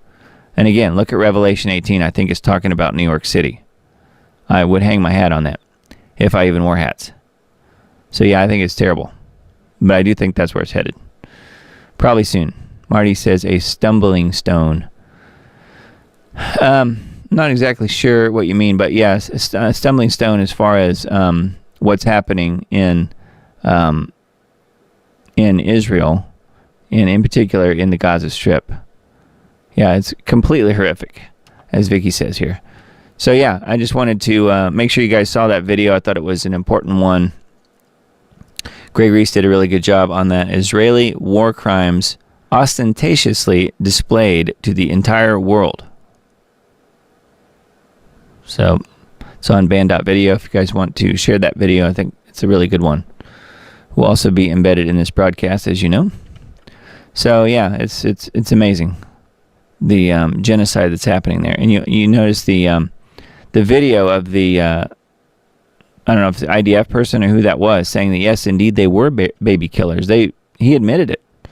Probably didn't know he was being filmed. So not good. I mean, yeah, of course they're going to be under God's judgment. I mean, there's no other answer here, in my opinion. All right, so we've got some Gateway Pundit articles pulled up. So let's take a look at a few of these. Anytime I see that face, Tampon Trudeau, and apparently Emily likes that phrase, I see him and I see the word tyranny on the screen. I mean, my mind goes to, that's not the word tyranny, that's the word tranny, because it's Trudeau. So tampon, tranny, Trudeau. But this article is about tyranny. Trudeau's crime will imprison anyone it thinks might commit a hate crime, could punish them with life sentences. Life sentences. So it's even worse than I read earlier. Trudeau's far-left Canadian government is planning to put anyone they suspect might commit a hate crime in prison. This is way worse than future crime or whatever that. What was that? What was the Tom Cruise movie? It talked about pre-crime. It's crazy. Daily Telegraph reports that a draconian policy will form part of the Trudeau regime's online harms bill, designed to crack down on any opposition to the anti-progressive agenda. So we covered this earlier, but there's quite a bit more here on this article on the Gateway Pundit. Worth a look. Peter Sweden article on Gateway Pundit as well. Huge. Norway goes against the cashless agenda. It says the government wants to strengthen people's right to pay with physical cash. That is the Swedish government, by the way. I just recently reported on how Sweden is going against the cashless agenda, looking at ways to support citizens' right to pay with physical cash. Now the neighboring country of Norway is looking to do the same. Norwegian government is proposing a new law that will force shops to accept real cash as payment. In other words, they will not be allowed to be cashless. Ministry of Justice and Public Security want to change the law of the land to make sure that real cash can always be used as a form of payment. So, and then right under that is a screenshot from people are now paying with microchips in their hand. So, little juxtaposition here, but it says a new law, consumers will have the right to pay with real cash in all shops or sales premises where goods or services are being sold, the only exceptions being vending machines, unmanned shops, and sales of more than $1,926 US. However much money that is in Norwegian funds. The role of the government is to secure the preparedness of society to only base oneself on digital payment system, increase the vulnerability of society, says their Justice and Public Security Minister. She also said that for the government, it's important to create security for those who are reluctant to use digital payment solutions. So apparently the Norwegian government and the Swedish government have not been completely infiltrated by the World Economic Forum members and WEFers, the globalists who want to change this stuff. So this tells me that perhaps George Soros and company, Minority Report. Thank you, Susan. This tells me that George Soros and company may very well be moving into Norway and Sweden before too long, trying to take over. Because you can't have that. It has to all go digital, right? Anyway, I thought that was kind of encouraging that Norway and Sweden are both standing up for cash. Pretty wild. Government launches holy war on pastor for home churching. All people of faith have been granted the right to worship and pray with like-minded people. A legal fight has been triggered in New Hampshire because of a town's demand that a group of people meeting for religious services must undergo an extensive and expensive permitting process that is not being required for those groups that are secular. A report from First Liberty Institute explains that a request has been filed for a preliminary injunction against the officials in the town of Ware, accusing them of violating the law by requiring an expensive and onerous site review plan for the church to meet in the pastor's home. Hundreds of thousands of Americans meet every day in homes for prayer meetings, Bible studies, book clubs, card games, and other gatherings. Why would Ware City officials demand this small church stop meeting in the pastor's home but ignore Super Bowl parties and political gatherings? Asked Jeremy Dyes, senior counsel. Since the day the First Amendment became law, all people of faith have been granted the right to worship and pray in their home with like-minded people.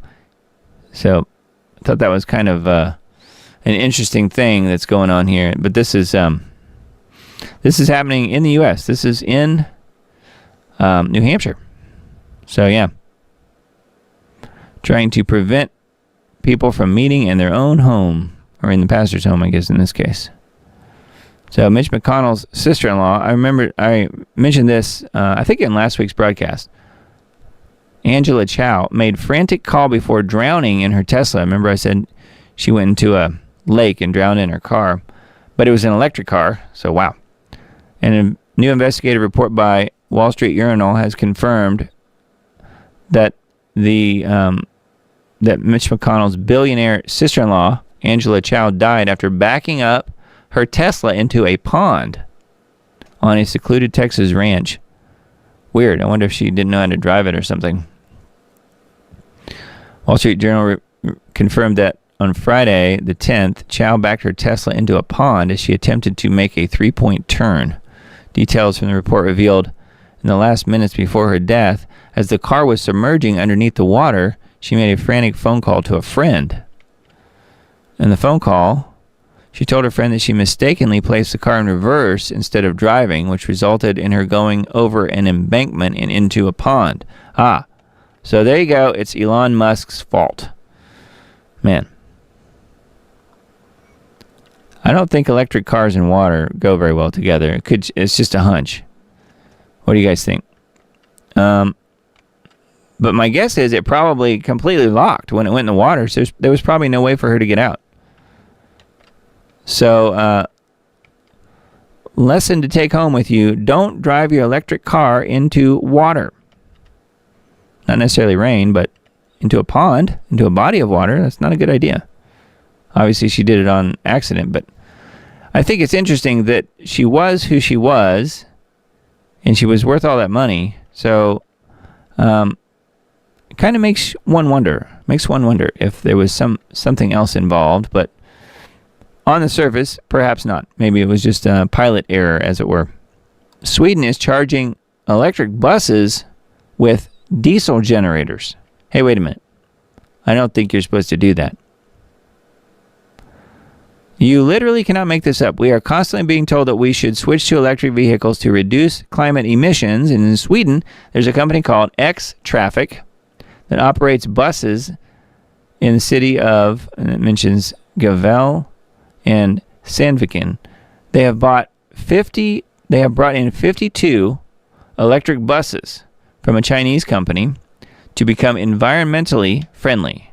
However, this green shift has caused massive chaos with freezing buses in the cold Swedish winter and hundreds of cancellations, of course, all paid for by the Swedish taxpayer.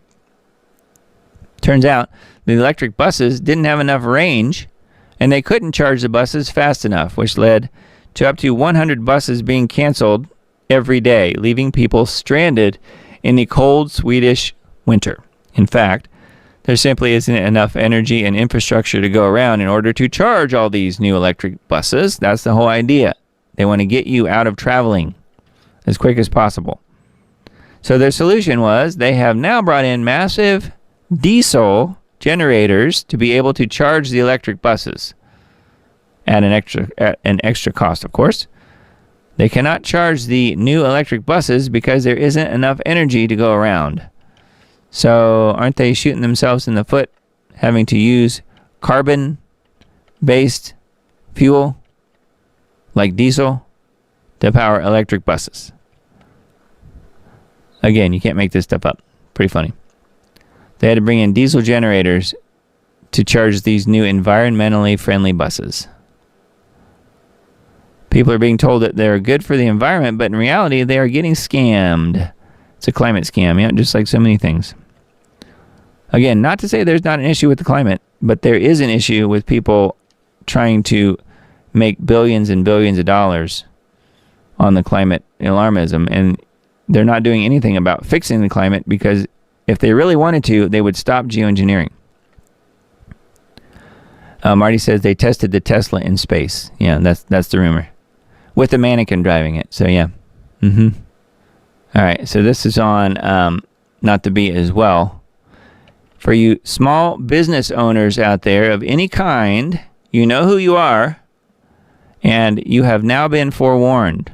Get ready, and this is not the IRS here that we're talking about. This is a whole other administrative outfit coming from the federal government. A whole new thing. Here's how a law you've never heard of could land small business owners in jail. It's no secret that the left hates small businesses. How can the laborers unite if there are only two of us and we already own our production? There's just no way to build enough discontent for an organized, violent revolution with small business owners. We're too busy trying to make a living. And so, our Democrat overlords passed the Corporate Transparency Act, CTA, signed into law by Joe Biden in 2021. The law was supposedly passed to get tough on money launderers and tax evaders, but in reality, it's an attack on small business owners, as you'll see, an attempt to send us all to prison.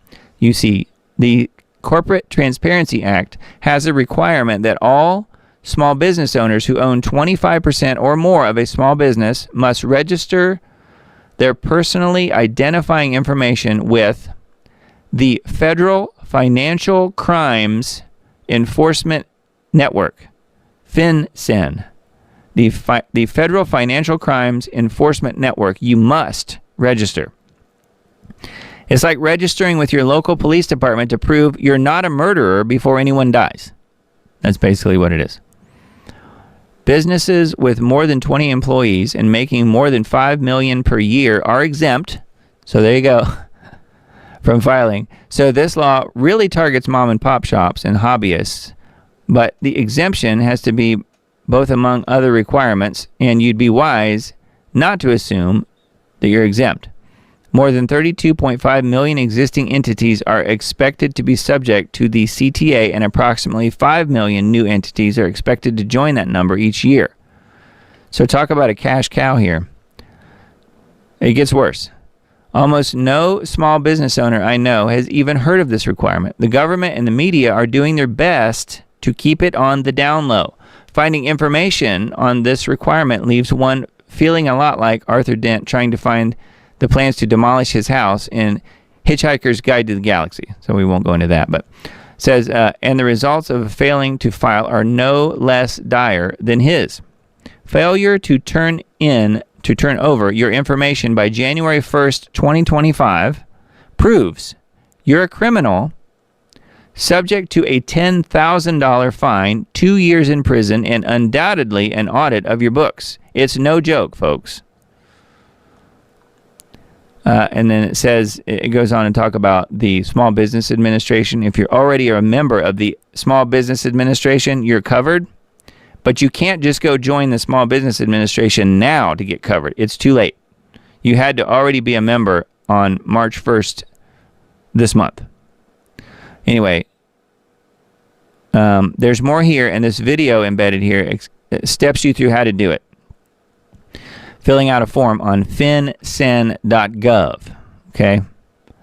And it said, one of the things it mentions in the video is some of the fines can be $500 per day for not complying. $500 per day. Small business. So if you think that they don't hate you, you got another thing coming. Emily says, oh crap, it looks like I'm going to jail. I think all of us who have small businesses, that's the whole reason that they brought this thing up.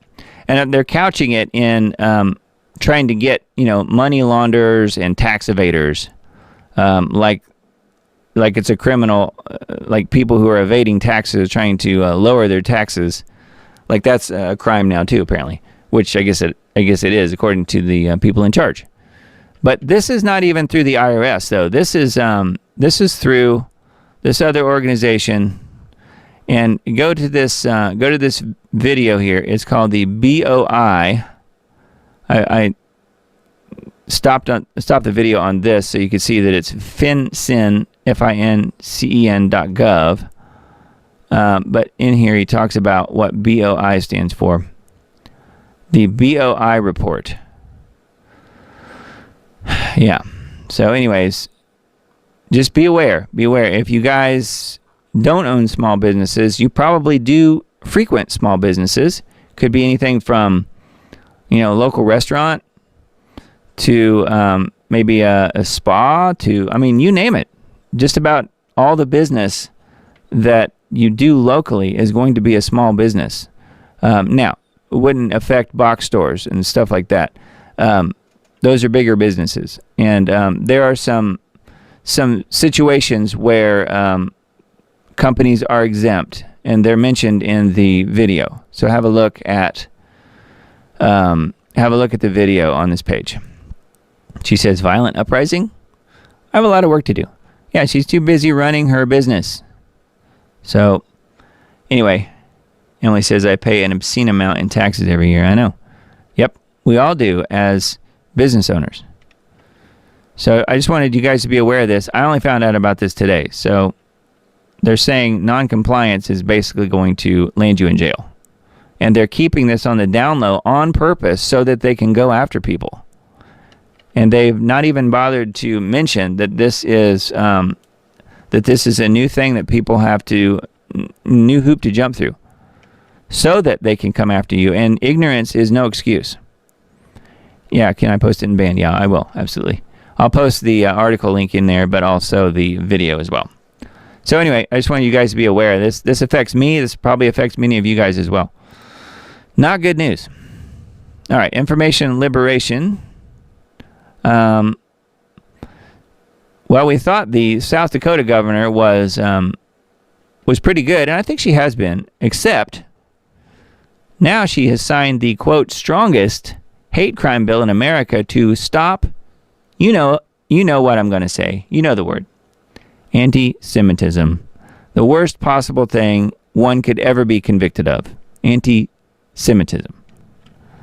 South Dakota Governor Kristi Noem on Thursday boasted that she signed the strongest hate crime bill in America into law to stop anti-Semitism and to ensure the security of God's chosen people. You know what I think about that. They are Jews pretending to be Jews. They're not the same Jews of the Bible, but the governor here thinks they are because of a propaganda campaign since at least World War II. So, yeah. Don't leave a soul alive. Israeli rabbi calls to genocide Gaza, says the Torah demands killing babies. Israel's top rabbi on Thursday issued a call to genocide all Palestinians in Gaza and said the Torah demands the killing of men, women, and children and babies. Prison reform activists arrested for dismembering a man and storing the body parts in the freezer. So that goes real well with the Israelis article here. Yeah, very strange article. I was reading a little bit about that earlier. I won't bother getting into that, but you guys can check it out if you want. Informationliberation.com. Washington Post tells progressive Jews to support Israel or get excommunicated.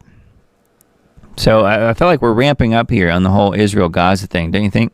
It's not anti-Semitism to stop bombing Palestinians. Protesters crash ADL award show honoring Jared Kushner. Know that name, don't you? ADL to honor Jared Kushner with a major award. You want to see the award? Here it is. That's what he got. It's a major award. Man, I mean, we need a little levity here, don't we? Here's another one. State of the Union 2024. The country is in good hands. Old Joe, there to help us out. Is he yelling at a cloud?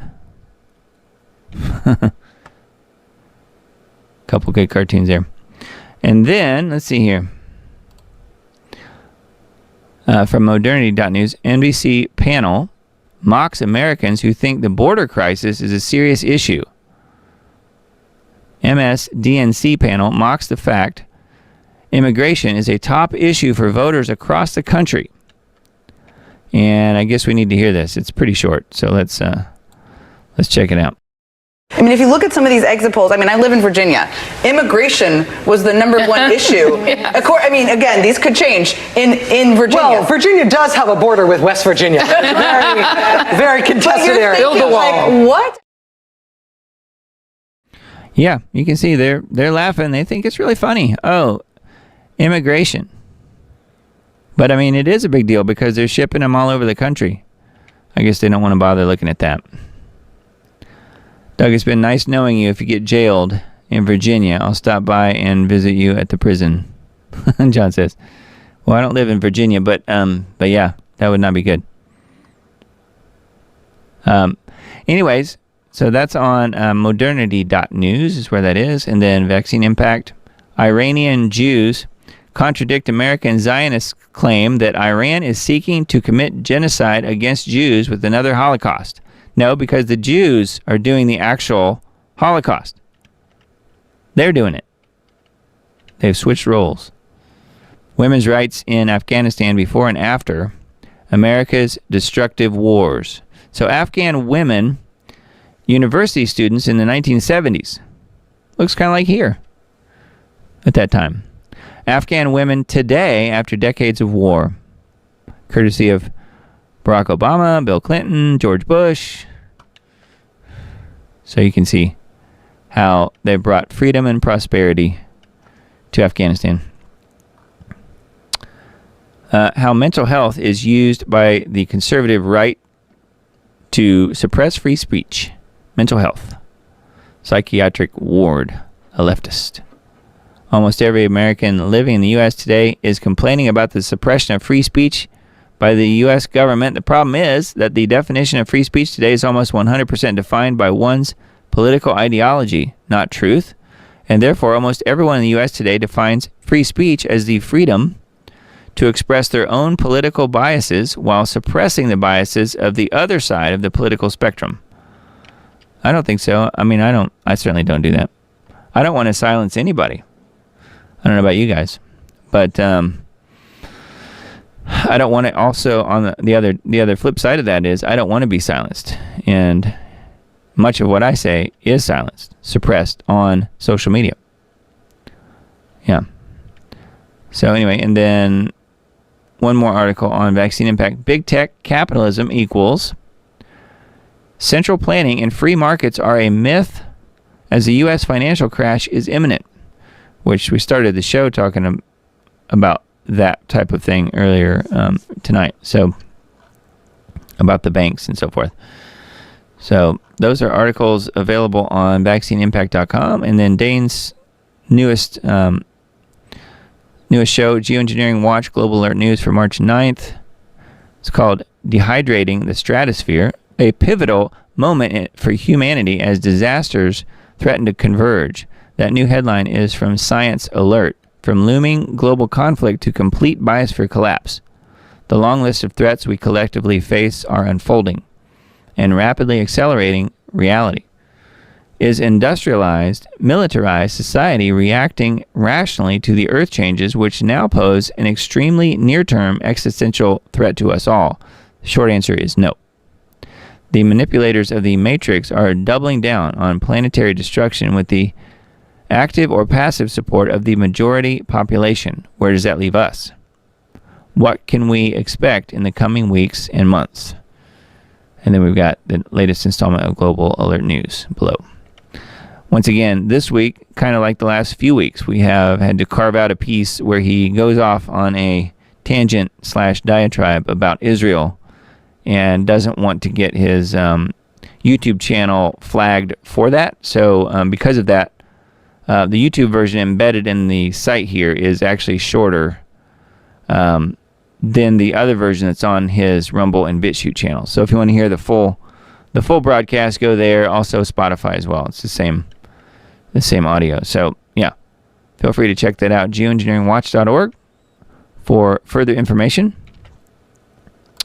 And then this is the most recent 10-day outlooks. You can see, once again, it looks very unnatural. We've got above average now all of a sudden in the west, in the extreme east, and below average in the middle, which was kind of the reverse of just the last show or two ago, where we had below normal stripe on the west side of the U.S. and the east side of the U.S. was all above normal. So again, climate engineering is completely wrecking our biosphere, completely wrecking our natural weather systems. Does not exist anymore. There is no natural weather anymore. So anyway, and then let's see. Israel 365 news. Oh yeah, this is the Biden moment where he's caught on a hot mic saying that Netanyahu needs a come to Jesus moment. But of course he's talking about him, Biden himself, as Jesus. So this is on Israel 365 News. Pretty funny. That's not embedded here. I thought maybe it was. I was thinking that I had that pulled up, but I guess I don't.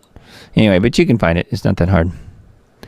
And then this. I thought this was kind of interesting. You guys know we've mentioned the Balfour Declaration multiple times here and shown videos about what that is. Anti-Israel protester destroys a painting of Lord Balfour, who paved the way for modern Israeli state, which makes him a criminal, in my opinion. Also, another Rothschild flunky. But of course, Israel365news.com is all for it, and they think he's a hero. Not that I'm saying anything about destroying art. I'm not saying that at all. I'm just saying the guy was clearly on the globalist / Rothschild side of things. So, but yeah, this is just an article about somebody destroying the artwork, which I don't agree with that, but still very strange. So that's on Israel 365 is where that is. Now, the guy that runs this site was recently a guest on Janie Duvall's channel, and I thought it was pretty good. He had some interesting things to say about the coming abomination of desolation and the third temple and so forth. So there's quite a bit there. Endtimesberean.com is his website. It says abomination of desolation coming soon. there's quite a bit here. It says he's kind of put some different bullet points here. Tracking the war in Israel against Daniel 11. That's number 1 here, bullet point 1. And then his explanation of why we're witnessing the end. November 2024 elections. And what else? The red heifer sacrifice. We are now within the window for the sacrifice of one of the 5 red heifers that were brought to Israel on September 15, 2022. Since that time, at least one of the heifers may have already been disqualified. And there's a link to that article about that. And also the Temple Institute has also reported that at least one of the red heifers has been disqualified. It must have grown a non-red hair. Says, but this may only increase their urgency to sacrifice one of them. They are now at the age to sacrifice at least one day over 2 years old, and the place to sacrifice them has already been purchased on the Mount of Olives. So that's something that we mentioned before. I think there was a question in chat about this. Red heifer sacrifice could take place in 1 year in Jerusalem. Now that was dated September 2022, so we're already a year past it. Plot of land on Mount of Olives has been purchased and is ready for a valid sacrifice, the first since the destruction of the Second Temple, which would be red heifer number 10 officially in the history of Israel. It says, in practice, sacrifice has even been conducted to validate their planned procedure, so they are really 100% ready to make the ashes the red heifer whenever they choose. Exclusive, burning the heifer takes place in preparation for the Third Temple. So this is saying in preparation for the Third Temple. So you don't have to have the temple in order to do this. I would think you do have to have the altar, which I've heard that they do have. And in fact, have been putting it to use already. I don't know. So will it happen soon? I think so, this guy is saying. I was thinking about the timing and I was looking for what might trigger it. Some posts suggest that it will be done for the Passover this year, which will be the start of April 22nd, back to the 22s, the 14th of Nisan, but I'm inclined to think that it will be done on or before March 29th, which will be the Shabbat of the red heifer. Shabbat Sarah, the 20th of Adar 2, I guess. This date begins the preparation for Passover and is when the priests would traditionally begin to purify themselves so that they would be ready for sacrifice of the Korban Pesach, or Passover lamb. Coincidentally, March 30th will be 1,290 days before Yom Kippur, the 10th of Tishri in 2027, which will fall on October 11th.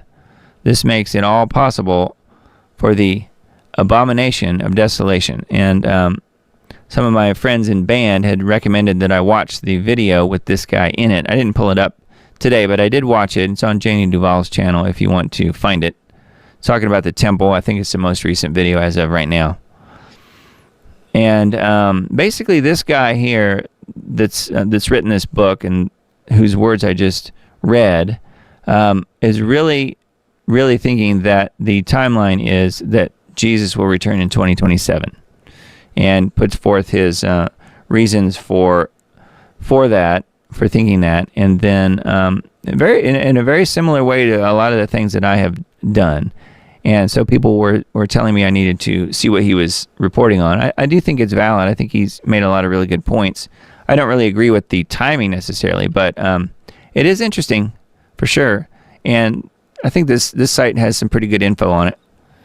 And this is talking about the abomination of desolation in 666, which you guys know I've been following Tim Cohen's work for a long time, and really think he's on to what that is, what the answer is, and that it's King Charles, and that the gematria version of his name in English and in Hebrew, 666 is Charles, Prince of Wales. And then Tim's gone on to talk about what is the abomination of desolation, the physical version of that. And I do think it's that, but it could be that, and as well as I think it is the, Melinda's saying you can get the free PDF of his book. That's right. Yeah, this guy's book. And it's probably pretty good. I haven't read it yet, but I do think it would be a good read. So anyway, yeah, Tim Cohen's been talking about what he thinks the abomination of desolation is. It's basically a statue of Charles and so forth. And he might be right about that. I don't know. Although I do think that the true abomination of desolation is simply the mark of the beast changing our DNA, for people who took the knees, and so forth. Because I do think that technology has already been injected into people. It's just that there's not been a mark of the beast law yet to make it official. And not everybody got the same sneeze. I mean, it's pretty clear at this point that not everybody got it. People who took the actually got saline. Proven point at this juncture. So anyway, yeah, endtimesberean.com is where this is, and he's asking the question, who might the Antichrist be, and so forth. He's leaning towards Erdogan. I totally disagree with that. So I mean, I think he's got some good info, but I think he's off on some of this. But use your judgment and feel free to listen to different people's opinions. I mean, I know you guys do. So I think that he does have some good info here, and it's certainly worth watching. If nothing else, watching the Janie Duvall video from her channel with him in it, with this guy. See if he's got the cover of his book here somewhere. I don't see it, but it's this guy right here, Christian Widener. That's who it is. So yeah, interesting stuff. endtimesberean.com is his website. And I came across this earlier in the week, and I wanted to play just a couple minutes of this. It's not very long. Is the third temple biblical for Jesus' return? Is it even necessary that there is a third temple? And these people in this video from Skywatch TV make the case that it's not even necessary. So again, just kind of putting it out there. I personally think there will be a third temple built. I think the Jews definitely want that. And one of the things that's mentioned in this video, I've never heard anybody mention before, and that is that the Temple Institute, who a couple people in this video have been to and spoken with, say, in so many words I take it, that they have in fact got enough funds that have been donated to the Temple Institute to not build only the temple, but in fact an entire city. I tend to think that's probably true. So let's watch this short clip. It's not very long at all, so here it is. It says, wow. Oh my gosh, question for you both. You have both been to the Temple Institute. Mm-hmm. You've talked with the individuals that run the place. A very personal conversation, yes. How are those Third Temple believers? You've got the red heifers over there. I even read in an Arab news source yesterday that was the cause for the October 7 event. Well, first of all, where do those red heifers come from? Texas. Yes. Is there anywhere in the Bible that says that God will bring red heifers from Texas? That have been genetically manipulated, because God's not powerful enough to do that. Right. So we need people from Texas to do it for us. People love Israel and they want Yeshua to return. Yes. But really, and I get into it in the book very in detail, there is no Bible verse in context, language context and biblical context, to show that there's a third temple that needs to be built in order for the Messiah to return. Agreed. I know that there are Bible verses that seem to say that. Go to Revelation 11. But I was giving a measuring rod and asked to count the true worshipers. Who are the true worshipers? They're believers. So already it can't be Orthodox Jews building a third temple because they're not true worshipers. That measurement in the book of Revelation is speaking about spiritual. It's also not really measuring as far as measurement, as far as believers. That's what it's speaking about. If you take the Hebrew word, that's what it means. It's like taking a survey. A survey, yes. It's not really measuring. What's mine and what's somebody else's. So that Bible verse. Then you have other Bible verses, 2 Thessalonians 2:4, and other Bible verses, the book of Daniel, and on the wing of the temple. But in Hebrew, if you look at the book of Daniel, it doesn't say temple. The word temple is not there. It says on the wing. They added the word temple to it in the translations because they assumed it was a wing of a temple. Right. And then you have other words, which are Hethron and Naos, in the Greek, and Heichal and Migdash in Hebrew. Migdash, right. And so every time the word temple is used in the context that people think it says temple, it's used the word, it's spiritual. It's the same word that Yeshua used when he told the Pharisees, I will build up this temple in 3 days. And they turned to him and they said, it took us 46 years to build up this temple. You're going to do it in 3 days. He was speaking about his body. They were speaking about a physical temple. It's the same thing. And so, and another thing, another observation is, if you and I could build the third temple to bring in the Messiah, it means that we're in control. Yeah, Yes, exactly. Yeah. All And we have to do is build a temple, and we can Yes. usher in and speed up the time of Yeshua. That's impossible. I've seen believers in Asia come up to me after studying this information that we put out, and just breaking out and crying and said, you know, Zev, you don't know what happened. We don't know what we did. We sold all our home, all our belongings in order to give the third temple. We thought we were doing helping God, and now we realize we made a mistake. And Pastor Carl and I were in the Temple Institute, to answer your question, and we just went in there and just said, we want to speak to the main rabbi, and we really want to know, what does it take to complete this third temple? And they said, money. And then well, how much money? And they said, well, let us go check. What do you got? Yeah, they came back, and the rabbi said, well, he said, just give us whatever you have. I said, yeah, but how much money will it take for the third temple to start being built in 3 months? And they said, well, it's not only money. And they said, well, what's the problem? He said, politics. I said, what do we have to do for the politics? Give us more money. Oh my And so God. basically, I know from inside sources in Israel that they have raised over the years enough money to build not only a third temple, but a city. And so, unfortunately, it's just another gimmick to try to get money out of Christians who don't read the Bible and don't understand these things. Stepping on God's threshold. Yes. All right, so there you have it. They have enough money to buy a city. So if you're ever thinking about donating to the Temple Institute, don't bother. So, but it's funny because this is from the same people who basically worship Israel. They love Israel at Skywatch TV, from what I can tell. And I like a lot of their research, and I think that they're really biased and wrong about who Israel actually is, as far as the nation state that we call Israel. And this Rabbi Zev Parat, and who's the other guy, Pastor Carl Gallups, that are in that video, they make some good points here. And as far as whether or not the temple being rebuilt is a way of speeding up the process of ushering in Jesus, he's going to come back in his time. I think that's a bit ridiculous to even suggest that.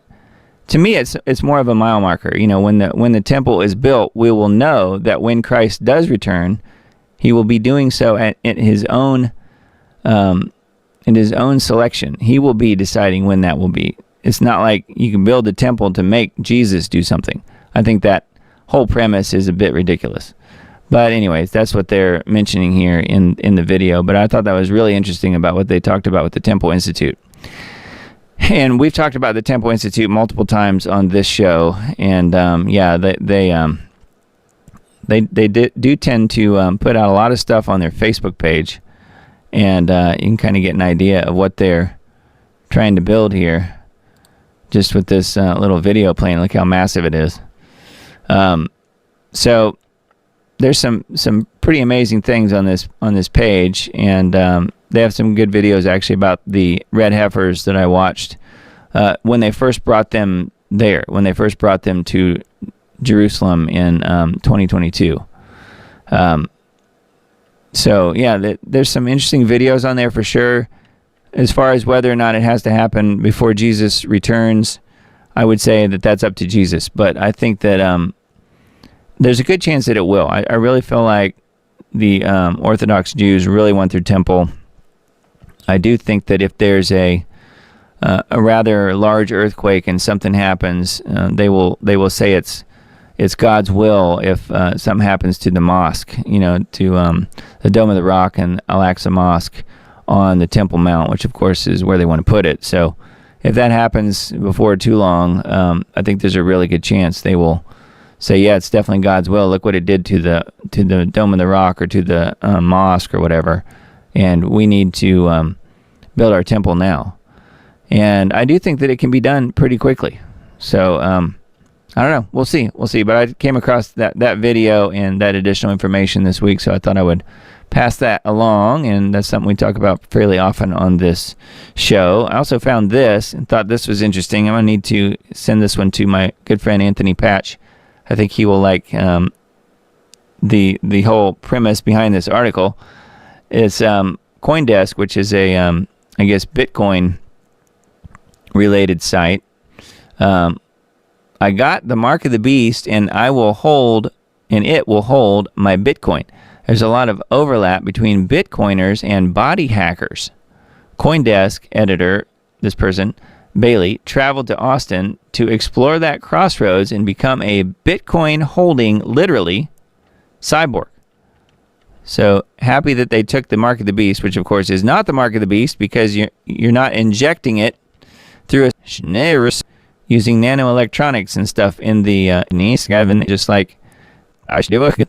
So yeah, this is not the mark of the beast, but he's sort of, this person is sort of making fun, I guess, here that they're taking the mark of the beast, having it implanted, having a chip implanted.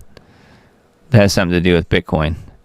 I didn't really read the whole thing, but anyway, it's going through the whole process of having something put into his hand, having a chip put in there. So I don't know. I just thought it was kind of silly, the whole idea of the I just got the mark of the beast, and he's proud of it. That's what's I think the most interesting part, and he's proud of it because it helps him have that chip that holds whatever information that he needs for Bitcoin to function. So I don't know, very strange, weird stuff. Okay, one more short video and then we can call it a night. I think this is a good one too. You guys probably have not seen this. I just came across it earlier in the week. Thought it was pretty good. And I'll speed it up just a little bit so we can get through it a little faster. But it's called Decoding Heaven's Message, the Spiritual Meaning of the Upcoming Eclipse. This is something that we've talked about several times on this show. And I think it's a really good message here. So let's check this out. These are the end times. These are the last days. And we're not a cruise ship anymore. We now have to be a battleship. And I think that we have to learn how to live like we are actually living in the end times, looking unto Jesus, walking in the fear of the Lord, us being so sold out toward the imminent and the glorious return of the Lord Jesus Christ, and understand that our redemption is actually drawing nigh. There's some tremendous signs in the heavens. We have the next great American eclipse. Jesus said there will be signs in the sun and in the moon and also within the stars. And we know that it's 7 years. It begins another 7-year cycle because the last great American eclipse happened 7 years ago in August of 2017. And so it's speaking of 7-year cycles now. And that is a really big deal. That's such a big deal. I would say this, if you're not sure that that's a sign from heaven, know that it happens on April the 8th and look up Exodus 4:8. Look up Exodus April 8. And it's God Almighty telling Moses, if they will not believe you for the first sign, they will believe you for the second sign. That's pretty dadgum significant. And there's tremendous signs in the heavens. The threat of global war is bigger this year than it's ever been within our life. The threat of nuclear things, like these things are too scary.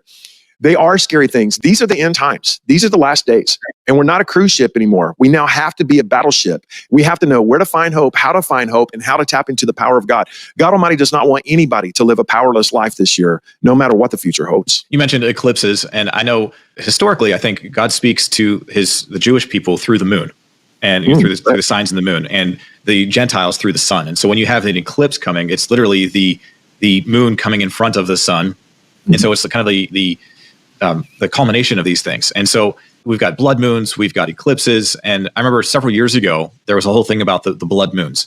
And I talked to somebody who was really studying that at that point and written a couple books. And I asked him, what does this mean? He said, basically, God really wants our attention. We need to look up. We need to, pay attention to the Lord. You mentioned about this eclipse, and I know you've done a good bit of research, and you're looking at where the eclipse is going to be, and it's crossing at a unique point. Actually, those things. Could you just talk about that for a little bit? Oh, you're quite the troublemaker, John. You're trying to get me in trouble. Everybody already thinks I'm crazy. And now, no, I'm so happy to because this is the word of the Lord. Jesus Christ made all of these things, and God Almighty rules from his throne over the heavens and over the earth. And Jesus himself actually said there will be signs in the sun and in the moon and within the stars. And so, no, it is a tremendous sign. And brother, you hit the nail on the head whenever you said it, that when God prophetically speaks to the Son, he's speaking to the Gentile nations, but he's actually just speaking to the nations, right? The Gentiles, that's why our Gregorian calendar is based off of the prophetic marker of the Son. When God's speaking through the moon, he is speaking to his covenant people, which means it's either going to be Israel or it's strictly going to be the church. And then when God speaks through the stars, he's speaking to his children of inheritance. So he told Abraham, come here, I want to show you the plan. This is what your seed looks like, and he shows him the stars.